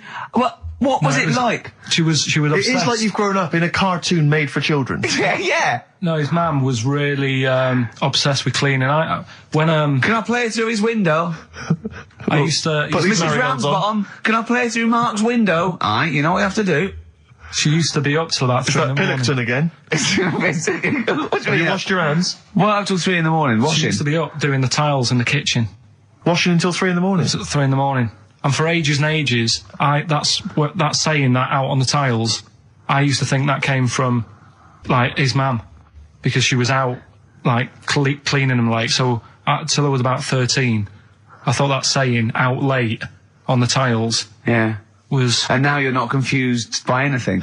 Well, there's no misunderstandings in your life now, is there? So he was allowed to walk in and out of the house, was he? Oh, he was all right, and he used to come round to ours a lot, and my mum used to get these pies from Hagenbach's, right? So I don't know what that is. It's at that bakery where they used to chuck the cakes out the back. I'll tell you about. Yeah. And you at 6? You at 6? He loved it, but I could never go round to theirs, or if I did, it was like, well, yeah, he is in, and I'd go, all right, and then I'd walk round the side of the flat. Stand outside. Why did you ever knock at the door? Why don't you just go around and knock on the window? Just to check he's in, because he wasn't always in his room. If he was in the lounge, he'd have to go to his bedroom, and then that's Just to meet you. This is the strangest. And you play a computer game through the window. You say it was a flat. It wasn't like a 5th story one, and you had to get in one of those kind of cleaning contraptions and like winch your way up. Oh yeah. And every time I come to Chinatown, the same thought always strikes me. I always feel like I want to just gather all the little locals, all the little Chinese fellas, just gather them round and just go, guys, in what way is this a town? It's not, is it? This is not, at best, what you've got here is a novelty street. Yeah, Gerrard Street is not a town, No, mate. it's not a town. You've had this for like 100 years. It's not expanding. Yeah. You can't just call it Chinatown and claim it's a town. If I was them though and you did it, I go, what are you talking about? It is a town. It is a town. It's our town. It is a town. It's our town. We got all lots of stuff. Where's your church? Where's your mayor? We got a betting shop. Not enough. It is. See, all you've got here is restaurants. No. No. Got a little supermarket with snacks. What does it sell? Snacks. Specifically, I would imagine crackers. Yeah. Do you want to buy a dragon? Do you want to buy an ornamental dragon? If I wanted to buy one, this is where I would. Do you want to buy a gold dragon? Is it made of gold? No, it's made of plastic, but it's sprayed gold. Do you want to buy that? It's not a town. It is a town. It's not a town. Yeah. And it annoys me because when I first came to London, I genuinely thought Chinatown was going to be this amazing, what they've got there is you'd hear a gong and every time we went in there, and there'd be rickshaws and people walking on those little sort of wooden shoes. You know those ones? They're brilliant. They are just clomping around in them, but nothing. It's nothing. It's just. Yeah, exactly. Yeah. It just reminds me of, have you ever been to any of those sort of museums? You tend to have them up north where they've got like, you sort of sit in a little cart and it sort of rides you through kind of, I don't know, it might be Newcastle, the Victorian era. Yeah. Can I have half a pound of those sweets, please? Exactly. Of course you can. If there was some animatronic then, it would just be an exhibit. Yeah. Their concession to being 100 years ago is that there's some scales in the shop and there's a horse outside. Yeah. That's it. That's it. Exactly. Yeah. The traditional sounds and smells of old England. And the voice of going, of course, there was no television. Exactly. Amazing. Yeah. Amazing. Brilliant. Yeah. Welcome to Chinatown. Ding, ding, ding, ding, ding, ding, ding. So it's not, it's a good point. Is that a piece of traditional music? Ding, ding, ding, ding, ding. Is that some traditional Chinese music, or is that music that someone in this country wrote, thinking it sounded like Chinese music? I think it was the Vapors, wasn't it? Oh, is that what it is? That? Because it sounds so, that's the music, isn't it? But are you sure they didn't take that from some other source? It's that pentatonic scale, isn't it? What is it called? It's the black notes on the piano. Right, that's the one I can play along with EastEnders. Yeah. Do you know what I don't get with it? Go on. Chinatown. Yeah, Chinatown, because I always walk through it on the way to work. A couple of things annoy me. First of all, I think it's bad business, just because if you've got a Chinese restaurant, put it somewhere where there isn't any others. It's a good point. Yeah, but it's also a community. They're not just a theme park for other people. I remember going out one night with Suzanne and some friends, and you got there and there's so much choice. It's that dilemma of, forget it. Well, not really. Specifically, do you fancy Chinese? Well, no, but why don't you go to the one with the dead ducks hanging in the window? That's my favourite. That's the other thing as well. It's like, normally you put your good stuff in the window. If that's what's in the window. Yeah. Right? Yeah. And the other thing that annoys me, walking through it today, there's always lard on the floor. What, in the street? In the street. It is, honestly. I'm scared I'm going to slip over. It's because all the restaurants and that. But why is it? That's another point. Well, it's not oozing out of the restaurants. No, but why is it? I don't know what they do. Careful. Listen, no, but why is it? That's why they used to wear those little wooden shoes. Okay, we've got... No, but the thing is as well, they try and wash it with water, which doesn't work with lard, and it's like oil. Famously, yeah. Do you know what I mean? Even I know that. Yeah, you've got to scrub it. So, you think sorted that out. Yeah. You think they'd know, wouldn't you? Yeah. Right. Anyway, thanks for your thoughts on Chinatown, Carl. Then educate me. Did I tell you the time when the doctor said I was going to die? All right, keep talking. Right, ages ago, must have been about 15, right? And at lunchtime there was this. We used to have a choice of stuff to do at lunchtime, right? We used to have like a burger place that had an arcade machine in it, right? So we used to go there and play on that and have a burger. Or there was this baker's, right, that my mum worked at, and did great cakes and stuff, right? So she used to like bring some home and that, but she couldn't always bring them home every night because, you know, they'd cost money, and she used to get them for free. And they used to say they'd rather chuck them away than give them to the staff because there's a chance that the cream might be off. Right. Right, so they used to chuck them round the back. So I used to go around the back with my mate and eat a load. Brilliant. Eating out of bins. No, it wasn't out of bins. They were still in trays, but they just stacked them up near the bins, right? So this got out. I mean, it used to be chocker. Once the school found out, everybody used to go there, and it'd be like, well, have a cake. The headmaster fighting the kids off. Right, so I'd have, like, you know, you just eat, I don't know, 6 jam donuts or something, and then you'd spend your dinner money on the arcade machine. Brilliant. Right? So it was a good afternoon, really, right? So you'd do that, and this one day I must have had 6 or 7 jam donuts, a few Congress tarts. What's the Congress tart? I love them. I can't get them in London, right? So I'd have some of them. If anyone can get a Congress tart for Carl in London, please let him know. So anyway, this day, that was just a normal day. Do you know what I mean? You'd once, twice a week, you'd have a load of cake. In your life, yeah. Yeah, that's so normal anyway, day in your life. Were the frog boys there with the webbed hands and the big heads? And the horse in the settee? Yeah. But the day after one of these days, I had really bad cramp in my belly. Right? I was like in agony, could hardly walk. So I said to my mum, you could hardly stagger to the free cakes. So I was in absolute agony. I said, I don't like doctors, but you'll have to get a doctor in because I don't know what it is. I can't walk. She gets the doctor round. I won't say his name, but he said, well, doesn't look like he's got long left. Blimey. So I was a bit like, hang on a minute, I've only had a few cream donuts. Yeah. My mum was panicking. Sure. He went. My dad came in from work. She said, something's really bad with Carl. I think it's serious. You know, the doctor said he ain't got long left. So he said, what? He said that and just left. So she said, yeah. He said, I'll have to call him then. So he called him up, said, what's all this about? You know, Carl hasn't got long left. How long's he got? So he goes, I was only messing. It's just had some bad cream. Can you believe that? Well, the thing is, I like the fact your mum didn't ask any questions. I know. She didn't go into detail. Can you explain more, doctor? No, I got a shoe off. But she doesn't. I don't want to diss you or your family, but I imagine if I was there, I'd have known the doctor was joking. Yeah. That's all I'm saying. I mean, I sound very arrogant there, but I imagine he went, what's he been doing? I had about 6 cream cones. Oh, right. Oh, wow. He hasn't got long to live then. I'll see you later. Yeah. That's what I think the doctor did. Yeah.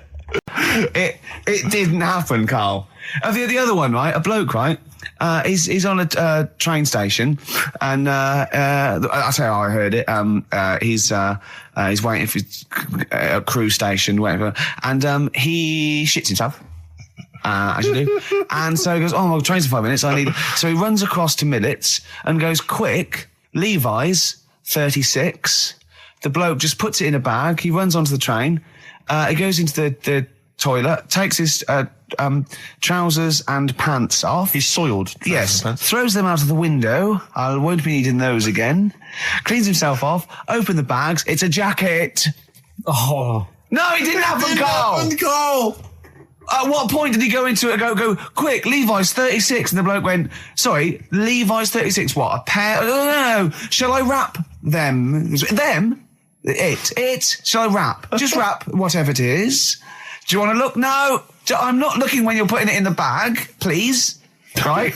36 white stories. Well, don't say anything. I've told you 36 Levi's. And put it in a bag and charged me for it. Yeah. I don't want to discuss it further. Good evening, Steve. Got some here. Brought in. It's just a normal soup. It's Rooster's Pride. What flavour soup's that, Steve? Oh, I know you brought that. And it's all it's a genuine article, and it's cock soup. Oh, thanks. Can I have a closer look at that? Maybe there's some more humour I can draw. What, you want a closer look at my cock soup? Just a cock soup. Let me just. It says here delicious, appetising. 3 to 4 servings. You know what I'm thinking of when you're talking about the soup? I'm thinking of innuendo. I'm just thinking of a man's cock. Penises. Yeah. Let me just. It's the darkness. Use Rooster's Pride cock soup as a snack with crackers or toast. Still thinking of a normal knob. An appetiser, again, or a soup base. That doesn't really work as an innuendo. No, that's disappointing. We'll work on that, though. On XFM 104.9, I'm Ricky Gervais, with me, Steve Merchant and Karl Pilkington, and a few new characters, Steve. I can't believe that. As I said, I know you love Moyles and his sort of wacky stuff, and Chris Moyle, Edmonds, one of the greats, and Edmonds, and just all well, I'm going to go along the same sort of vein. I've got a couple of. Can I show you one? I'm excited. Okay, well, it always starts with a sort of doorbell. Okay. So it goes, ding dong. I go, oh no, hold on, Steve, hold on, Karl. Who's that at the door? Yeah. Hello. Oh, hello. Oh, look, it's Camp David, the right queer gay. Oh, hello. Hello, you look all gay today. Is that because it's nice weather? Oh, no, that's not what it means. Oh, have you got a girlfriend, Camp David, the right queer gay? No, but I've got a boyfriend. Oh, bye. Right. Oh, ding dong. Oh, it's another one. Another comment. Hello. Oh, look. It's Holy Fuck, the little funny Chinese fella. Wait, that's his name, Karl. That's his name, Karl. Hello, Holy Fuck. Harold. Yeah. Right? Yeah, that's fine. Mr. Fuck, you can call me Holy if you want. No, I'd prefer to call you Fuck. Yeah. Right? You're right. Nothing wrong with this so far. No. Have you got a girlfriend, Mr. Fuck? Achoo. Oh, you haven't got that SARS, have you? Yeah. No, that's my girlfriend's name. See? Yeah. Just before you go, Mr. Fuck, I've got two things here. I've got a nice Trilby hat that you could wear, or I've got a little lampshade. Right. Which one do you want to put on your head and walk around? I presume the Trilby. No, but it's not. No. Yeah. The lampshade. Lampshade, of course. Bye. See you later. Yeah. I thought they were genius. Can I be honest? I'll be honest. I thought they were brilliant. I thought they were. You didn't steal them off Chris. No. They're original. Sometimes characters. Chris Moyles has done stuff as good as that. I know. Yeah, I know. But no, these are all mine. So there you go. We'll be hearing more from Camp David, the right queer gay, and Holy Fuck, the funny little Chinaman. What? All right, Karl. Yeah. Is that your sort of humour? It might not be your sort of humour. You just should have run it past me before you did it. Yeah. What one are you worried about in particular? The not Camp David. Well, say his name. No. Say his name. Which one? I don't know which one you mean. The Chinese fella. Well, I forget who that was. What was his name? I can't remember. Well, if you can't remember, it can't be that good, so we'll leave it. We won't do it again. Right? I'll tell you what I've got, Steve. Oh, what? I'll tell you what I'm thinking. Go on. Right. Do you know, like, TV programmes sort of get rested in the winter? Ding dong. Oh, no. Hang on, who's this? Oh, go on. Hello again. Not now, Mr. Fuck. We're talking. Bye. Is that Holy Fuck again? Yeah. Okay, Karl. Look at Karl's face. Right. Okay, that's it now. I'm not answering the door anymore. Right. Okay, go on. Right. Yeah. Ding dong, ding dong, ding dong, ding dong. He's trying to get in. Don't be impolite, Rick. Come on, Rick. He wants to come in. No, it's too late. It's too late. He's gone away now. Go on. Right. Anyway, what I'm thinking is, Rockbusters coming back for a bit. What? What are you talking about? He likes my idea. He likes my characters. He doesn't like that idea. If I what, Karl? No, I was going to say, if I came up with with what? With that Chinese fella. What was his name? For a sketch. But do you not think that Columbo looks like he smells? Would you imagine he smells a bit? He's a brilliant detective. Well, he's got that dog and he smokes cigars, so I imagine he smells. He stinks. I reckon he doesn't clean his clothes enough. Oh, I think he has. I think he gets up and washes, but I think he puts on a he's too crumpled old absent-minded. I think he's too busy thinking on solving crimes and stuff. What do you think? Do you think his wife makes him clean his pants now and again? I think they're quite a bohemian couple. I'm not sure she's really interested in that. I think she's got her own mind. Maybe she's a painter or something.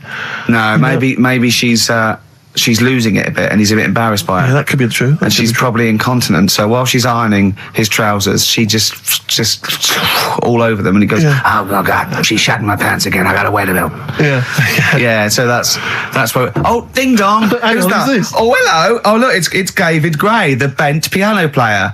Oh, all right. I thought it was going to be Columbo.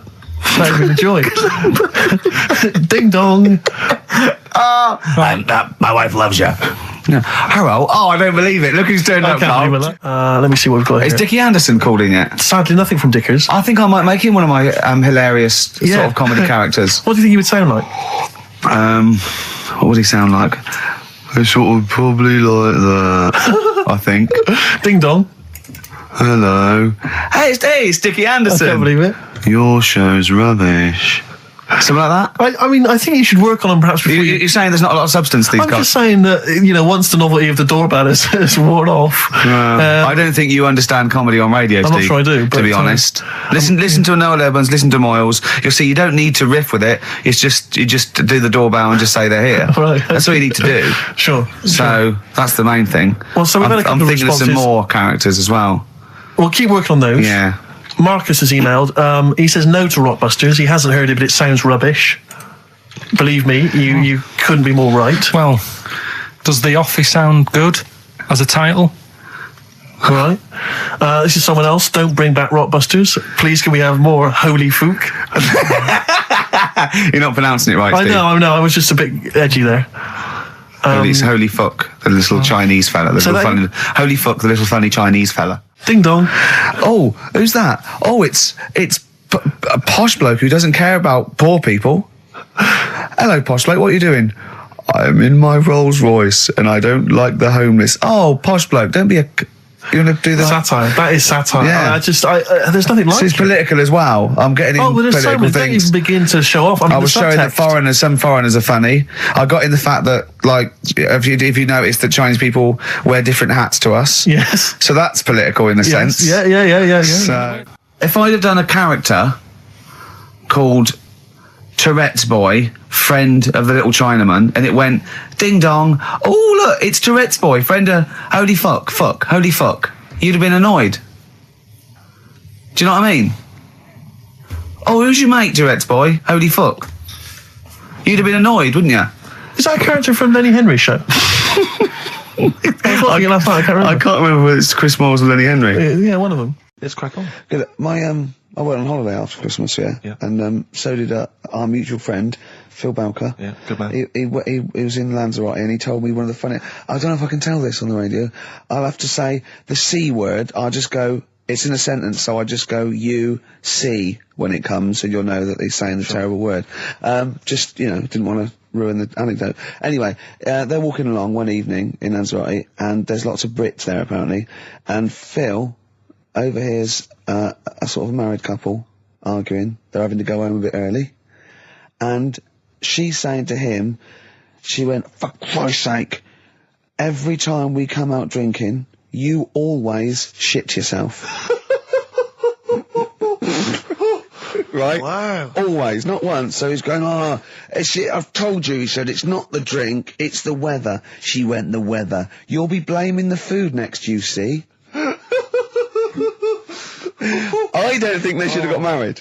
Wow. Or when did you think the shooting themselves started? Must have been after the marriage, because if you're courting and you go, went out with Derek again, did you last night? Yeah, how was it? The evening was lovely, the meal was nice, but he shook himself again. That's 5 dates, 5 different heaps of shit. But I think I can change him. I think I can change him, yeah. It must have happened after the marrying. Or he just might have think, oh God, or he's got to that age where I think, look, I'll just empty it when I get home. Yeah. I'm not going to keep going up and going to the toilet, you know. It's the ice that does it. Yeah, Carl is right, I think. It is the ice. What do you mean? people forget, they say, oh, don't drink the water when you're on holiday, and they don't. They drink, they buy Evian and stuff. Oh, I see. They forget about the ice. The ice cubes, you're right, in a bar. Made from tap water. And that can do it, can it? Yeah. But what she said every time you're drinking, didn't she? I assume that she wasn't drinking ice then. Yeah. I mean, why is it just having to do? Let's be honest, everyone that goes on holiday doesn't end up crapping themselves. Yeah, they usually make it to a toilet. He does it every time he drinks, doesn't he? Yeah, well, apparently. Just don't let him carry the baguettes. Lou Reed, with a little help from David Bowie there in the background. Satellite of Love on XFM 104.9. I'm Ricky Gervais, with me Stephen Merchant and Karl Pilkington.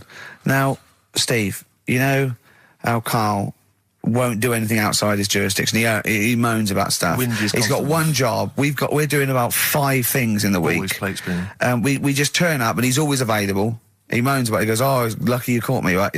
He's chatting. He just he's one of those people that whinges enough and people think he's overworked, so he got Mondays off, right? He's just a whinger. Yeah. I haven't got Mondays off, though, have I? Yeah, well, anyway, 2 hours on a Saturday.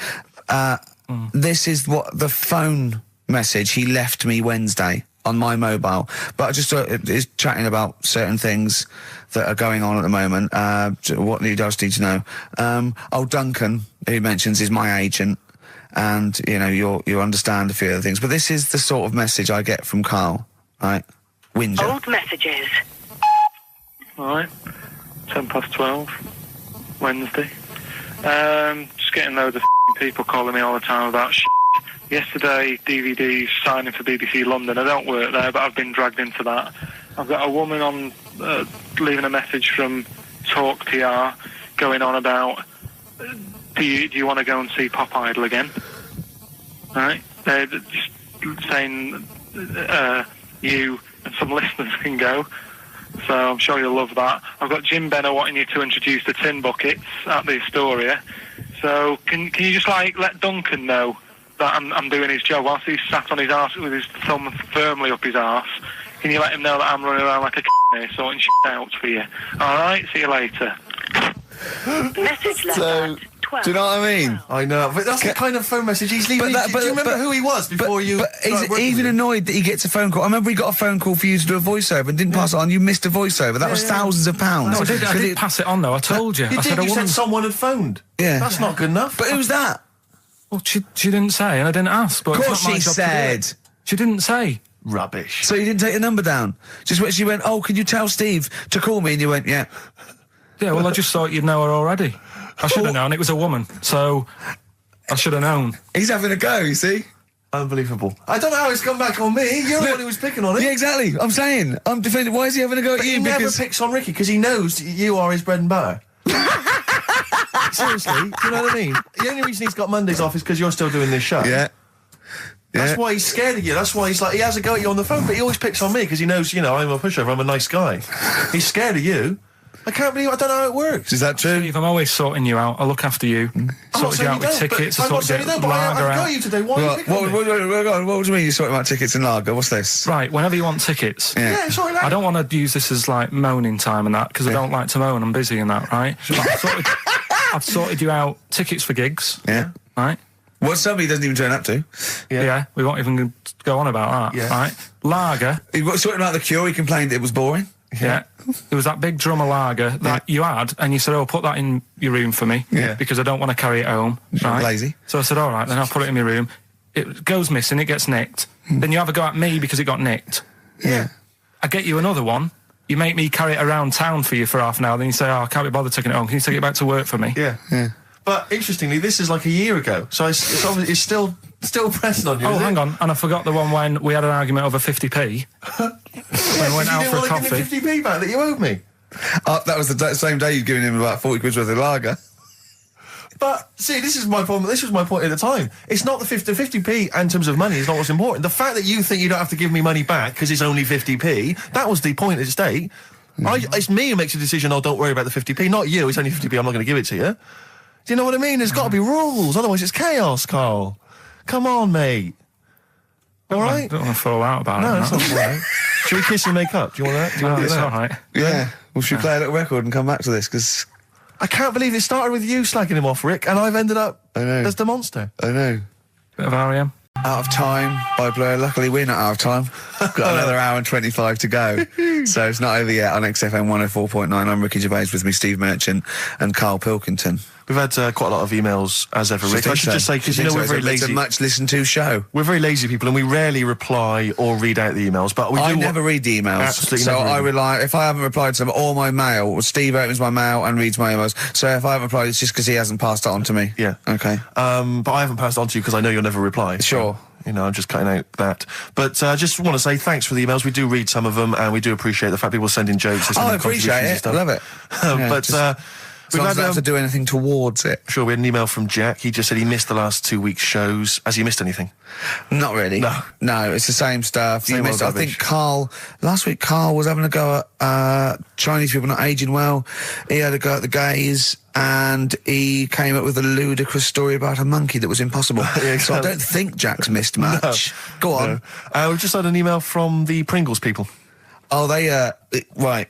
Good, because it's finally started to happen. I hear these stories about people given cars and Armani suits and trips abroad, and we haven't had no. But finally, people are starting to, realise what we're doing, our impact on society. Yeah. And we got a whole box of Pringles sent to us. Not on those little tubes, the proper tubes, the foot-long tubes. Yeah. So.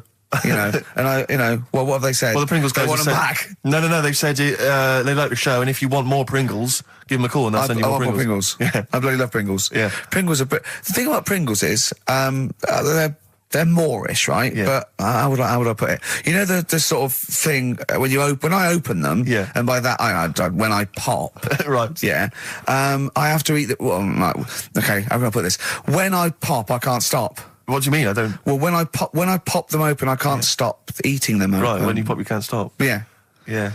I think that's because of the chemicals. I think that might be the reason. But they're good chemicals. They're good chemicals. They're the best chemicals. Pringle chemicals. They're not bad chemicals. Lovely. Like using chemical warfare. Yes, I want some more Pringles. Bob Dylan, It's All Over Now, Baby Blue from 1960-something. Bit of trivia for you, Steve. Go on. That is the last record we ever played on the old XFM before we were fired. I bet that was a moving moment for about 8 people. I just thought of something. You know that thing we did about, they said that we just cared about the money, selling it to America? Yeah. If we cared about money, would we be here now? Do you know what I mean? I know. I think this proves that we don't do things for the money. Exactly. Jesus. All right, Karl? Couple of emails. Monkey Matt's emailed us. Who? Monkey Matt. Oh, Matty, yeah, go on. Yeah. He says... How's the Monkster? He's all right. He says, Karl has missed a cracking headline from The Sport. Hide-and-seek champion found dead in cupboard. I hope it's real. I don't know if it is. I doubt it. Feeder. Do you know what? I'm annoyed at now, right? We've got another ad break coming up. How many ad breaks have we had in this show? I know. Karl, how many ad breaks have we had in this show? It's only about 3 an hour, 3 or 4 an hour. 3 or 4 an hour, so about 3 minutes. So 20 minutes. 20 minutes is wasted on shite. I mean, apart from the stuff we talk about. Well, it's funny you should say that, because someone said to me last week that they felt that there were more adverts now on the show than there used to be. Are there more adverts in the show? I think, just checking some of the emails, I think that's because people are requesting them. They find them more entertaining than what we're giving them. But can't we sort this out? Don't go on about it. No, can't we, though? Why can't we have less? Why have we got so many? Is it... It happens, doesn't it? Well, no, you can't listen to radio after every record. It's bad enough trying to keep them listening with the rubbish we come out with. Yeah, we've got Rockbusters here. Let's get them back. Don't steal our son. Please, lads. Thrills on XFM 104.9. I'm Ricky Gervais. With me, Steve Merchant and Karl Pilkington. Yeah. Little Karl Pilkington, little baldy mank, whinging little twat. How are you? Yeah, all right, yeah. What are you doing? Happy? Feeling a bit happier today? You look as full of spunk, as they say in America. Yeah, I'm all right. Just a bit of a miserable day, though, isn't it? Yeah. A bit miserable. Yeah. Walking in today, right? Do you know I walked through, like, the sort of the gay district of London and that? Right. You don't walk, you mince, don't you? Well, just walking through on the way to work, and I'm always interested in their little shops and stuff that they have, right? Loads of their little shops. That's don't be ashamed of. If you want to go in and buy something, go in and buy something. I'm just having a look at, looking in the windows and stuff. Little postcard just near the entrance. Yeah. That's meant to tease people in, to make people go, that sounds good, I'll nip in, right? Little postcard. free butt plugs with every sale. That's great. How did we get from 5p off milk to free butt plugs with every sale? Wow. What's society come to? Well, it's because we're liberated, Rick. Yeah. You know, it's an open society. What did you buy to get them? You didn't buy... I didn't. But what's the purpose? What, of the poster or of butt plugs? Butt plugs, because I really, honestly, You don't. shove them up your arse, don't you? Whoa, slow down, bum. Shove them up your bum. Yeah. But when? Is that just like when you're doing whatever, doing stuff around the house? Or? I think it's not to keep things out. Is it like you would use a plug in the sink to keep, the water in the sink? Oh, if you're not gay. Get that? Oh, yeah, no, I know what you mean, yeah. I don't know. No entry. What is it? I mean, I don't understand what that's I don't know. I assume it either feels good or are they... well, I've got to be careful here. Or are they sort of like breaking it in? Right, yeah. Do you know what I mean? Like it's like a shoehorn. Sure. or It's like when you stick paper in your shoes if they're a bit tight. Or those people who sort of like put little bits of wood in their lips, and then as soon they've got big plates in their lips. Yeah. Same with the butt plug. It means you can, you're ready for anything. I don't know, do I? And look at Carl's face. Well, if you know what butt plugs are used for, then I'll get in touch. Gervais at XFM.co.uk. What do you think? If there's any... I can't believe we're already on this subject. I know. It's 1:05 and we're I was going to say then, if there's any people who use butt plugs, and I was thinking that Carl would have said, well, they're not up yet. Yeah. Because they go out late. No, but what is it? We're award-winning people. We've written a TV Not on show. radio, though. Not on radio. We're rubbish on radio. I know, We've got nothing to lose. But I always say to you, Steve, that I like educating people and that. Now, the way I see it is I didn't know what they were. Let's phone to go in. Someone might know about butt plugs. All right, well, we'll get No, get them on. Get them on. Ask them. No, because they might say something dodgy. Oh! Yeah, whereas, what have we just been doing? Just take a chance. Carl, come on. What's the matter with you? Oh, Thorns. that's all.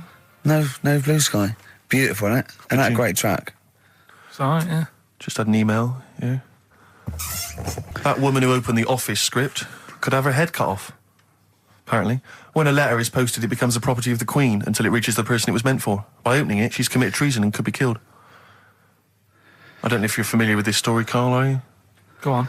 Apparently, some copies of the Office Christmas specials, scripts, got sent to the wrong address. Some woman. And, I don't know what you do in that situation. Normally, if I get mail that's not addressed to me, I just give it to the postman or put it back in the postbox. Radio 1 tried to speak to her, but apparently she's got a gagging order, which makes us think that she sold it to the Sunday. So we'll read it. We'll read the plot of The Office tomorrow in the Sunday papers, which ruin it for some people. Ruin it for a lot of people, yeah. But the other thing is, I mean, if it was sent to her, obviously her name wasn't on it. Oh. If that's true, in which case, I think that's quite a serious offence, isn't it? I would hope so. I mean, I would hope that, if I sent something in an envelope, it was... But the BBC, the BBC, thinks that because the person they said it was meant to be sent to got his, he thinks maybe that's an excuse. Maybe someone gave her the script and said, don't say it came from me. Yeah. So... I don't know, maybe she's protected someone, I don't know. Yeah, well, I mean, if that is... Well, either way, don't sell it to a newspaper. Well, It's just the kind of mercenary nature of it that I loathe, It's the fact that it's only just now makes me wonder if she had it there lying around in her house and someone said to her, well, why don't you go to the papers? Yeah. Try and flog it. But I just don't think she's going to get a lot for it, because people are going to see it soon. It's not like it's the Hitler Diaries. Well, they're not very well written. But, I mean... I don't know. I tell you what I'm frustrated by is just the fact that it's like we've worked hard to give people some kind of pleasure for this Christmas, because a lot of people are very depressed, Rick, very low at this time of year. They've not got what they wanted. But we're trying to cheer them up, give them a bit of happiness. Yeah, but I think she'll be happy if she gets a lot of money. True.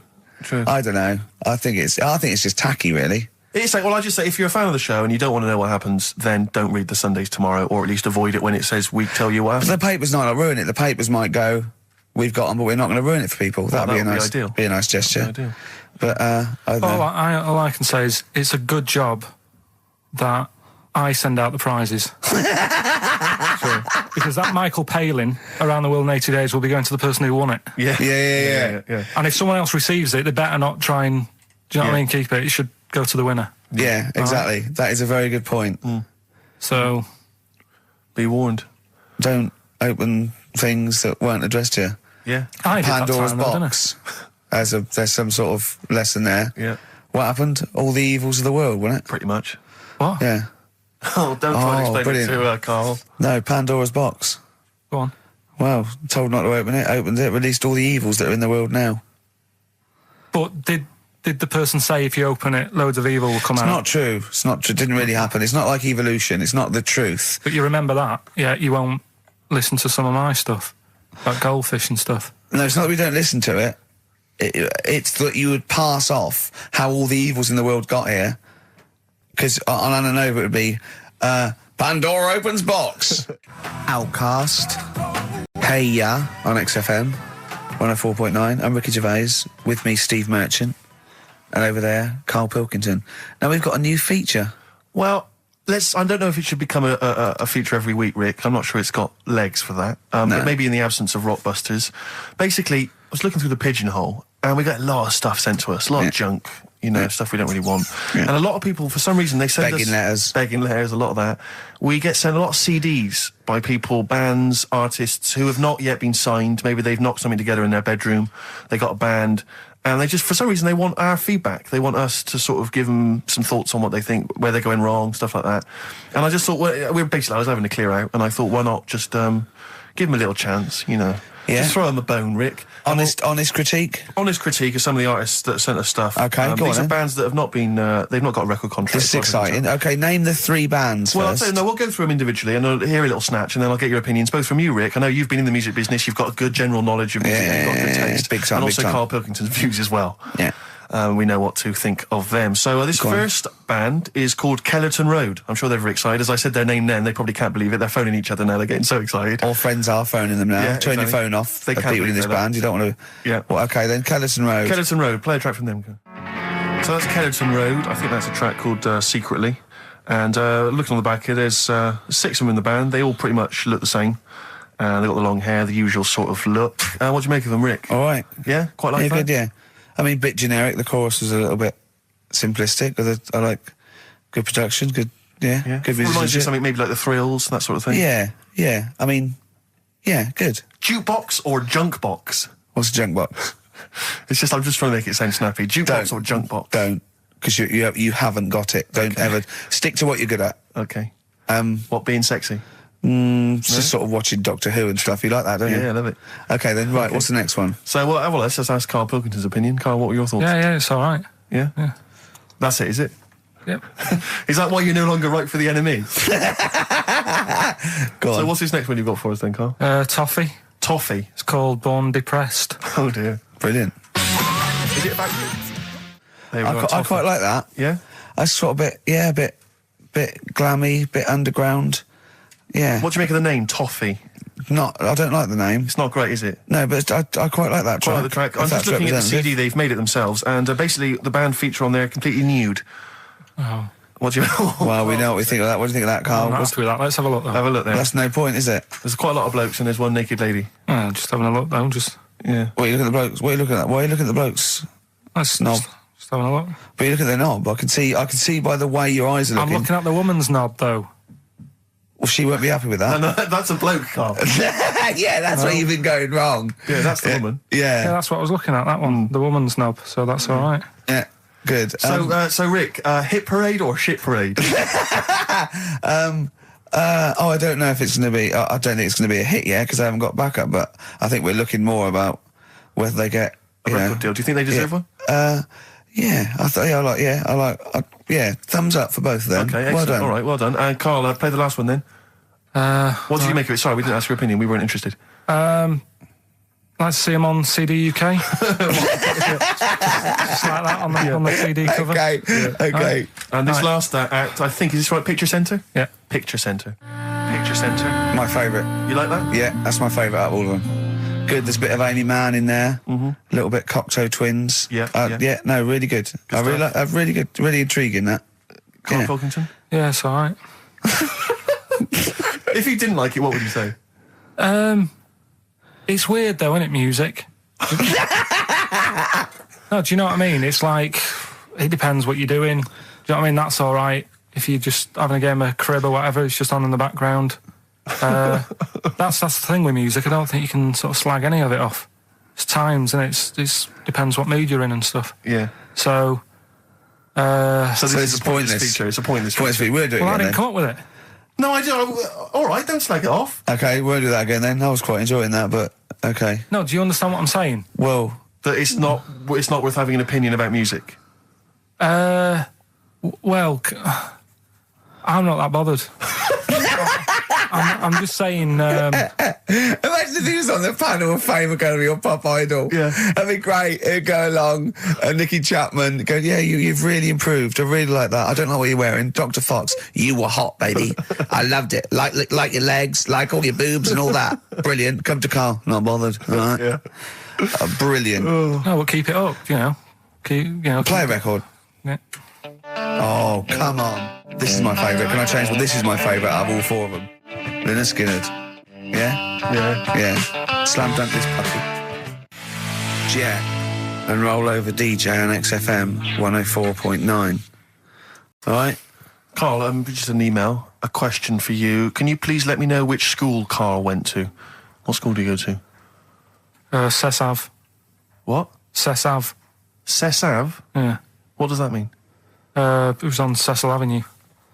Cecil Avenue in Manchester. Yeah. It's just he says, I'd like to know so that I don't send my kids to the same place.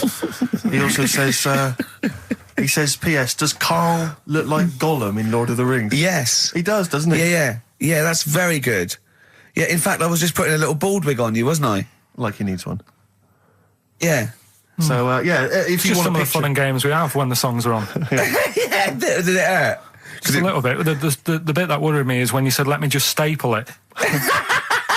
Yeah, well, I was trying to get it under your chin because it looked funnier, and he was scared. Oh. Can I just give you a little fact here? Someone's emailed in for you, Carl. They've sent an interesting fact for you. I think you're going to be interested in this. Don't read it on the email. Let me read it for you. I think you'll be excited. An interesting fact from Carl. That's from Toby. He says, Attila the Hun punished some fella who annoyed him by cutting off his arms and legs. You'll love this. And stitching his arms back where his legs should be, and vice versa. Look at his face. Look at the little smile that's just cracked on his lips. That is the kind of fact you've been waiting for all day, isn't it? So go on, again, so... Attila the Hun, right? Some guy didn't like. He cut off his arms and his legs, and he stitched his legs on where his arms should be, and his arms where his legs should be. Look at him looking at his body, trying to picture it. Yeah. I'll let it sink in for a little while, then I'll ruin it for him. Carl, what are you thinking? I'm just picturing it. Right, he would have died. It would have been tokenistic. There's no way that person could have lived through it. So it was just for Attila the Hun's fun. He probably put him on a stick outside his gate or something. There's no way in those days that he could have gone through complete limb amputation and... So would he have wore a jumper for pants? Who's the winner of the competition? From Walthamstow, it's Joe Ogden. Well done, Joe. You got the correct answer, which was what? The fella with two heads at number 50. Number 50. Is that it? Are we off? Yeah, that's it. Yeah. All right. Cheers. More of the same drivel next week. Bye. Bye. Placebo, special needs on XFM 4.9. Email in where Lanzarote is. I don't know if it's Italy or Spain or Europe or maybe Africa. You know, these are the sort of things, these are the reasons I come into it, to at least learn something, innit, Carl? We've stopped educating Ricky, so I've stopped learning, you know, about things like the woman who ate mud all her life. We've had a lot of emails, Carl. I don't want to sort of put a dampener on your Christmas, but a lot of people have been slagging off Lanzarote. One of them just said, well, one of them just, I don't know if I can find it. It is Canaria, isn't it? It's one of the Canaries, isn't it? It's a volcanic island covered in volcanic dust. It's very windy, so you have to dig a hole to sit in on the beach, and there's hardly anything to do. That's from Mike Godham, he says, unless you like quad biking. Well, you know, you've seen what happened to... no, don't go quad biking. Not with your little head. There's no protection at all, is there?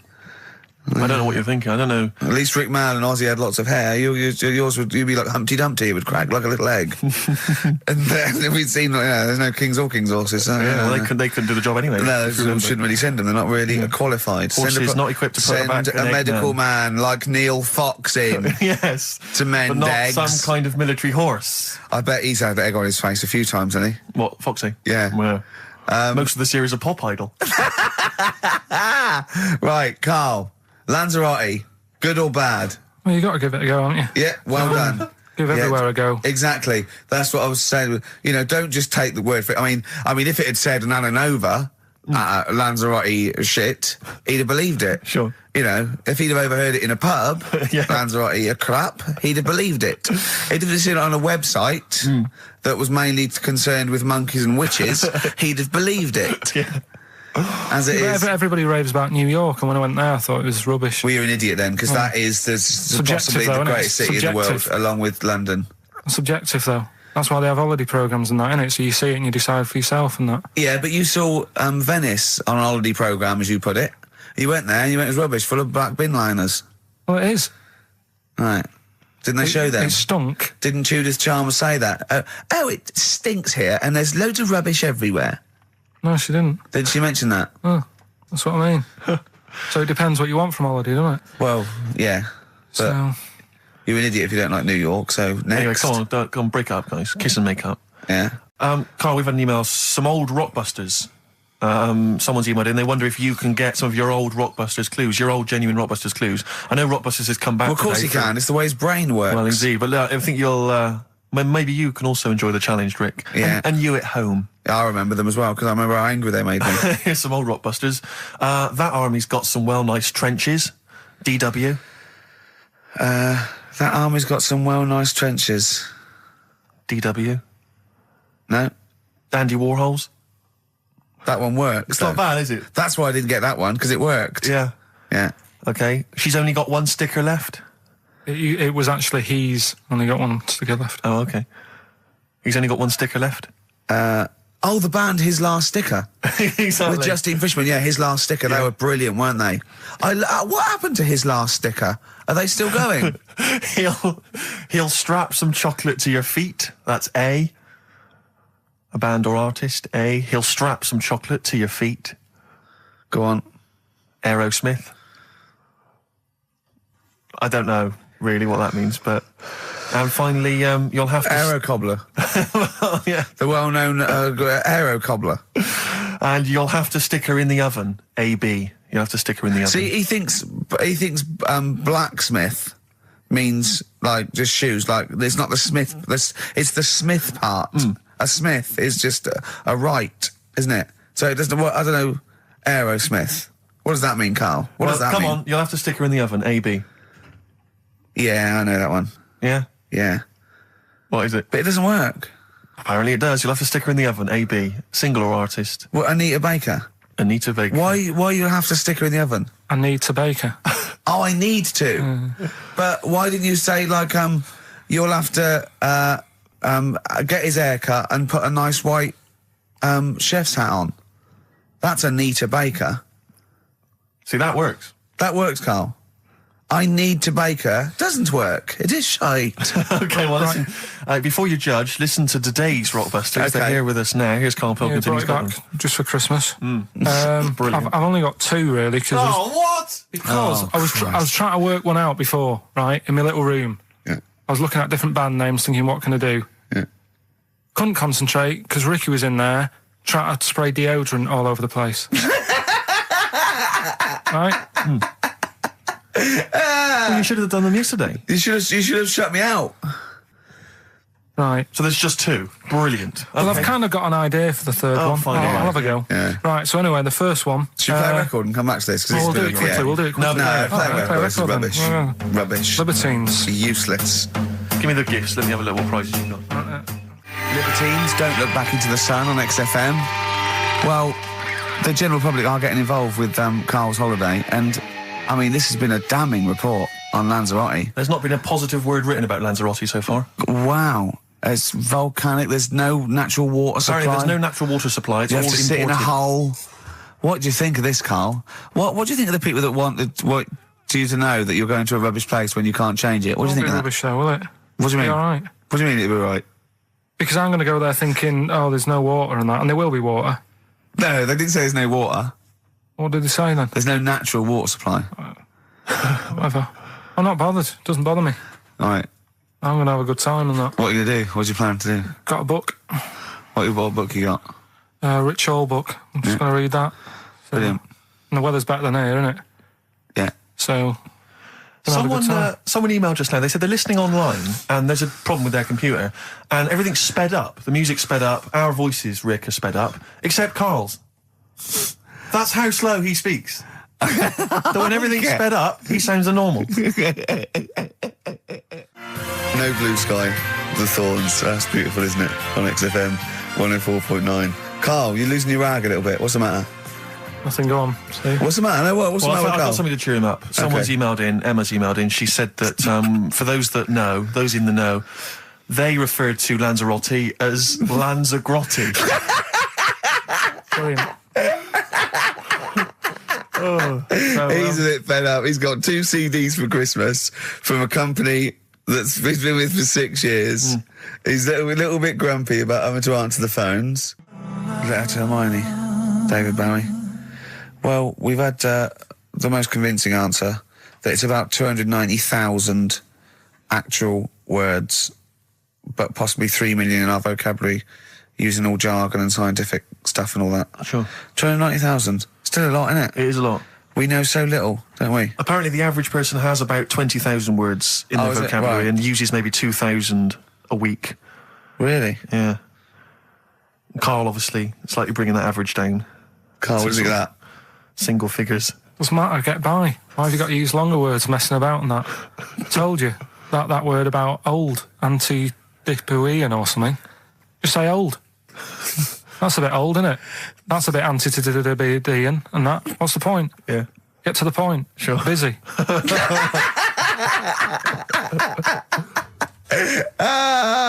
Right, okay. Are you in a film this week, Carl? We're doing that now? Yeah, go on. Get it over with. Hang on a minute then. Get it over with. Let's get this show over with. We can go home. You can go off to Lanzarote and sit on some ash. Some charcoal. He's not happy about that. That's annoyed him. The listeners have all ganged up on him. Yeah. XFM giving him 2 CDs. We've had more calls for his resignation this week than ever before. What do you think of that, Carl? What do you mean? There's another reason. Do you know what I mean, though? Because he's grumpy. He's not just giving it. He goes, well, I can't help it, can I? I don't want it. You're being paid well to do a job. People have tuned in to be entertained, to have good songs. Me and Steve are working here. I'm pressing the buttons. I'm paid to press the buttons. That's what I'm doing. Has every CD started on time? Then why would they give you Monday off if you just paid to press the buttons? Don't get every other Monday off, do I? So have you stopped doing that now, have you? Well, yeah. Why? Because there's work to do in that. I'm not moaning about it. Let's get on with it. Blur on XFM 104.9. I forget the name of that track, but it's good. Good song. Thanks very much. Oh, good song. Yeah. Oh, right. I just thought you were complimenting giving his opinion. Right, go on. The what? Are we still on the air? Yeah. What are we doing? Merry Christmas. We got someone on the line. Oh, right. He's here. Who's that? Ricky. Yeah, go on. It's Jonathan, how are you? Good. It's only TV's Jonathan Ross. Ross, turn your radio down, you idiot. I'm here. I like to, I haven't got a radio on. What are you talking about? We can hear the feedback. Well, I haven't got it. It's not my fault. It's your incompetent radio station. And also, didn't you hear we said don't call in, we don't want to speak to the listeners? I'm not a listener. I'm a visitor to your shores. I'm special. You know that full well. I know you're special. Right. Yeah, exactly. What, you got a name for the band? Yeah, you ready? Yeah. Blump. B-L-U-M-P. I tell you for what, you can't have a normal word. If it's the monolith band of all time, if it's the big, you can't have a regular word. It doesn't make sense. How can you have a regular word? All these ideas you've come up with are rubbish. You need a word which only stands for that one thing. No one's heard it before. No one will use it again. Blump. I can't help but feel that that's a more appropriate name for maybe one of Ricky's bands. Yeah. I love seeing that picture of him in that band. You see it everywhere these days. He was like a girl. He was like a little girl in a suit. It's like a girl, a little dyke at a wedding. What was that? That's got to be the kettle calling the pot black, surely. I've always looked nothing but 100% heterosexual. We're not sure about. There's not anything wrong with it. I know that, but look at you. I actually had to get that in. There's not anything wrong with it. I'm Jonathan Ross. Oh, dear. I was thinking the other day, right? Oh, yeah? The Comedy Awards. Yes, sir. You didn't have to say some awful things about poor celebrities, poor has-been celebrities with coke addictions and fat lips and faces that where surgery's gone wrong and everything. And when they're on the show, they're going, "Oh, you look lovely." Yeah, oh, I'm nice so to them. good. Well, I'm nice to them to their face, but obviously when I'm not with them, I like to let my true feelings be known. What's wrong with that? That's how everyone. Well, I'll tell you what, you can get anything off your chest you want on this show. Any celebrities you want to talk about? There's no one listening. It's just between me and you. A lot of people listen. They listen to my show, and after they've had a few hours of good laughs, they like something bland to just cool them down afterwards. So they flip over. We know this happens. Did you mention my DVD on your radio show? You know what? I forgot to. I forgot to mention it. Christ! I meant to mention by the office, but I forgot to mention it. And then I thought afterwards, it's not like he needs the cash, is it? It's not like he needs it. It's not like it is, but he's probably earned more money in a shorter space. You're like a lottery winner, and you've got about as much taste. You're like one of those burglars who's won the lottery. I am. I'm dressed like an Albanian window cleaner at the moment. Burglar from Reading who won the lottery, and now he's fritting it away on what? I do feel sorry for my neighbours. I've moved into a really nice place. I feel like it's the hillbillies. No, it's nice he's moved in though, because it's nice. It's given them something to sort of talk about behind your back. You've united the whole block. Right, go and play with some Japanese wind-up toys now. I'm going home to play Mario Double Dash with my son. It's going to be a good afternoon. I phoned you once after I finished my show. It's about 5 minutes past 3. Yeah. And I don't mind if I said, how you doing? You went, it's brilliant. You said, this is what you said. You went, everyone's out. Jane's taking the kids out. I've already masturbated twice, and I'm playing with a new Japanese toy. I'm masturbating now.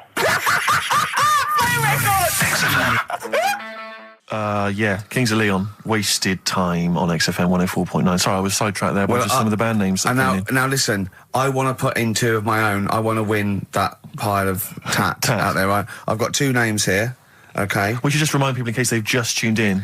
Oh yeah, Ian Canfield has chosen his mega band of all time. He's got Keith Moon on drums, he's got Lemmy on bass, he's got Keith Richard on guitar, he's got, who have you got singing? Robert Plant. And their manager is Vance. But he needs to announce them at Wembley Arena. They're already sold out. They're at number 1 in the album charts. They're the greatest rock band of all time. And I've got 2 suggestions. Okay. What about this? Please welcome to the stage. Tungsten lung hemorrhage. Yeah, good. Yeah? Please welcome to the stage. God dildo. God dildo, interesting. Nice juxtaposition there of God, the almighty creator, and a dildo. Nice use of some contrasting imagery there. Yeah. Powerful and topical. Tungsten lung hemorrhage. Yeah. We've had a couple also on the email. People didn't really include their names, but who cares? Please welcome to the stage, Balls of Steel. Balls of Steel, yeah. And we've had like Brain Hammer. Yeah. Brain Hammer's good. Lots of brain-related stuff. Quite liking the idea of tumour fish. Tumour fish, Tumour fish is very good. I like tumour fish. I just wonder if there's one more contender. I don't know who this was, Ian, that phoned in with it, but possibly it's topical. Yeah. Deathly Hem. Yeah.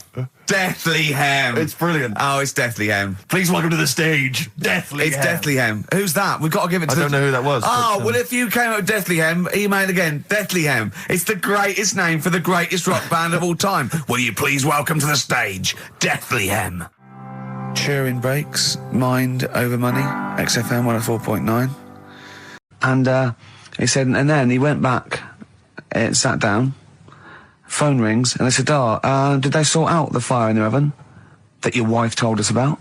Oh. He went, 1, there is no fire in my oven, 2, I haven't got a wife. And Carl went, what do you think of that? I went, that's not it.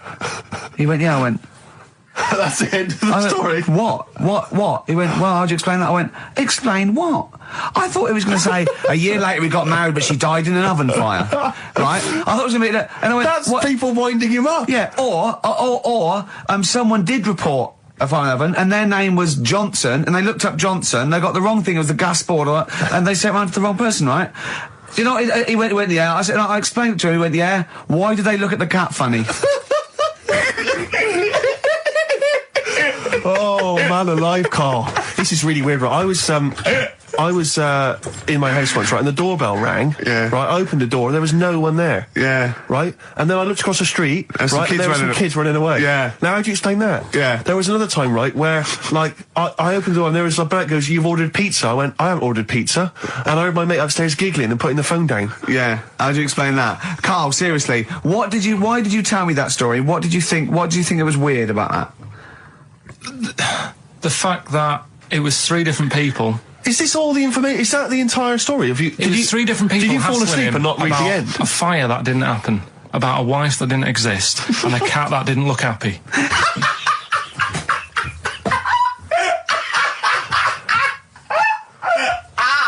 Oh, I'm gonna have a heart attack, Carl. What? I mean, why did they look at the cat funny? Because cats don't like spirits, do they? What? And the other blokes were ghosts? Yeah. Yeah, that's it. So these are kind of beetle about type ghosts. These are ghosts who walk the earth as the undead, just winding people up slightly. That's lovely. That is lovely. Seriously, and a cat that did not look happy. But seriously, why would ghosts wander around just like winding people up? Oh, maybe something did happen there years ago. Some fire. Some woman might have died in a house of a fire or something. Yeah. And it sort of all happened again. But, yeah, it's certainly a mystery. If you don't it's a mystery. I mean, I can't. What's this book you were reading? You were reading a book, which is interesting enough. It was the Fortean Times. Oh, Carl. Yeah. Well, I don't know what to say. Well, I'll tell you this, Carl. There is a track that will spook you right out. This is Warren Zevon from was it like about 1979, early 80s? Oh, great track. Werewolves of London. Play this, Carl. But don't be scared. From 1978, Carl. Werewolves of London by Warren Zevon. Are you a fan of that? It's alright. Great track, isn't it? Fans of Warren Zevon, maybe if you should know he's got a new album out. As we speak. Although, if you're a fan, you probably know that already. Yeah. If you aren't a People fan, who hate him would be interested in knowing that he's got a new album out. Yeah. Do you believe in? I think lycanthropy. Is it not called? What's that, sorry? Lycanthropy. What's lycanthropy? Isn't that werewolfism? Really? Isn't it?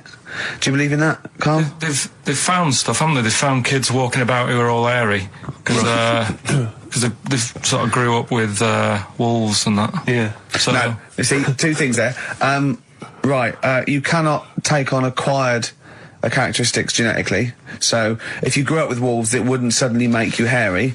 There's been pictures, there's been stories on it, and I reckon most people a lot of people have seen the stories. It's a popular thing. You mean the kids that are born hairy? No, there's kids who've been born hairy, right? Yeah, that's it.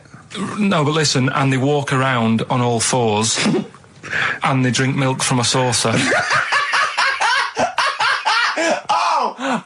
Steve, this is too remember, easy. Remember that time with the maggot in the head? And getting out with bacon, and you were like laughing, and then people called up and said, "Yeah, I've seen that. I've read about that." Yeah, this is the same thing. Have you seen an XFM listener up close? Have you ever looked? They drink milk from a saucer. yeah, they've got to be kept on leads. People who listen to this show. There's no point me telling you about stuff. There is. It's comedy gold. When you were at school, did you keep arguing with the teacher saying you're talking rubbish there? Teachers didn't teach us about werewolf boys and ghosts. They taught us maths. God, right, tell the story about the manhole cover. Right, in the same magazine as the one with the cat and the fire and that. Don't tell me that story again, it gives me the shivers. Yeah, a cat that's got a weird expression on its face is against God. Anyway, this isn't a scary story, this was just like physics. Yeah. It was going on about the nuclear bomb and how powerful it is. And they put a manhole cover on top of one. Okay. Blew it up. Yeah. Never saw the manhole cover again.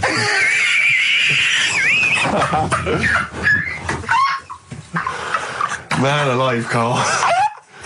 What's going on there? Something weird is happening there. If anyone has ever seen that manhole cover, please get in touch. We'd love to know where it is. Oh, that's fantastic. What sort of experiment is that? I imagine all these scientists on multi-billion-pound research budgets, they're going, we test everything. What would you do to a manhole cover? Don't know. That's like letting a couple of students exactly, have control of a nuclear Do you reckon it can send a traffic cone into orbit? Go on then, put it on there. I love that. Imagine that. What What value is that? I tell you what we could do. We could put the manhole cover on it and aim it, and then blow the bomb up, and the manhole cover would have someone's eye out. Fire it. See if you can fire manhole covers off the nuclear bomb. Try bangers to a bomb. See if it's louder.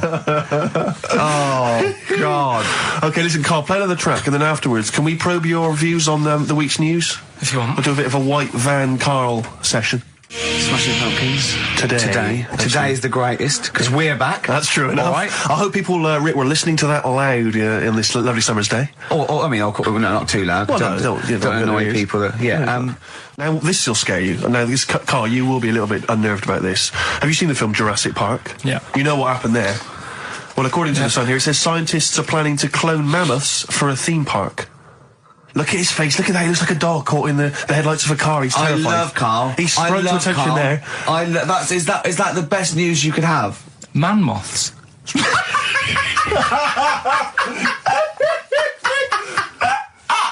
Right, yeah, man moths. I love the fact that that's why he was so excited that they bred a man moth. What is this? Yeah, it's a human being that hides in your wardrobe and eats an entire jacket in a day. Yeah. What do you mean, man moths? Mammoths. Mammoth, the big hairy cow from the Ice Age. I mean, elephant. You're not so excited about that, then? You can take or leave bringing back mammoths to life, but a man moth... A man moth is a different matter. Oh. If we'd have never brought that up, he'd have gone and told someone now, they've bred an half man, half moth. This is how things start. This is what we mean when you hear these ghost stories. Are you slightly deaf? Is that it? When you hear these stories, you're slightly deaf. And his head was in the basket, and he went, count how many times I blink. Is it... Carl, is English your first language? Are you actually foreign? Is that the thing? Yeah. Should we speak when we say foreign, we mean not of this planet. Yeah. Should we speak slower? Would that be a help to you? No, go on. Next what do you make of that? Do you think that's good? Do we think that's good to bring back mammoths? Prehistoric animals? These giant elephants. They're slow, aren't they? It's not as if they're going to, like, get out and run fast and they can't capture them. They'd probably be a fence, to be honest, Carl. They'd probably be a fence. No, but you're asking it as if, like, it could all go wrong, but it couldn't, could it? Well, really? but the point was about Jurassic Park is they thought it wouldn't go wrong. They thought they had it all under control. Have you learned nothing from Jurassic Park, Carl? Dinosaurs would say, think about it before you do it. But with a hairy elephant, it's not going to... Not a concern for you? Would you go along to see him? Would you be interested in that? If it was in the area. He's great, isn't he? I'd love a queue, Nothing right? impresses no, him. but what I'd like to do is Carl sitting like Yoda in a little cave, and I'd just like to see people like Tony Blair and Stephen Hawking in a queue, and they go and say, "Carl, got a bit of a problem." And thinking of cloning a man and a moth. Problem? Not an issue. No, if I'm in the area, I won't cruise around and have a look at it. Otherwise, just don't send it near my clothes. Oh, that's fantastic. So it's just for a second. As the words "man moth" came into your head, how excited were you? I mean, were you both terrified and excited?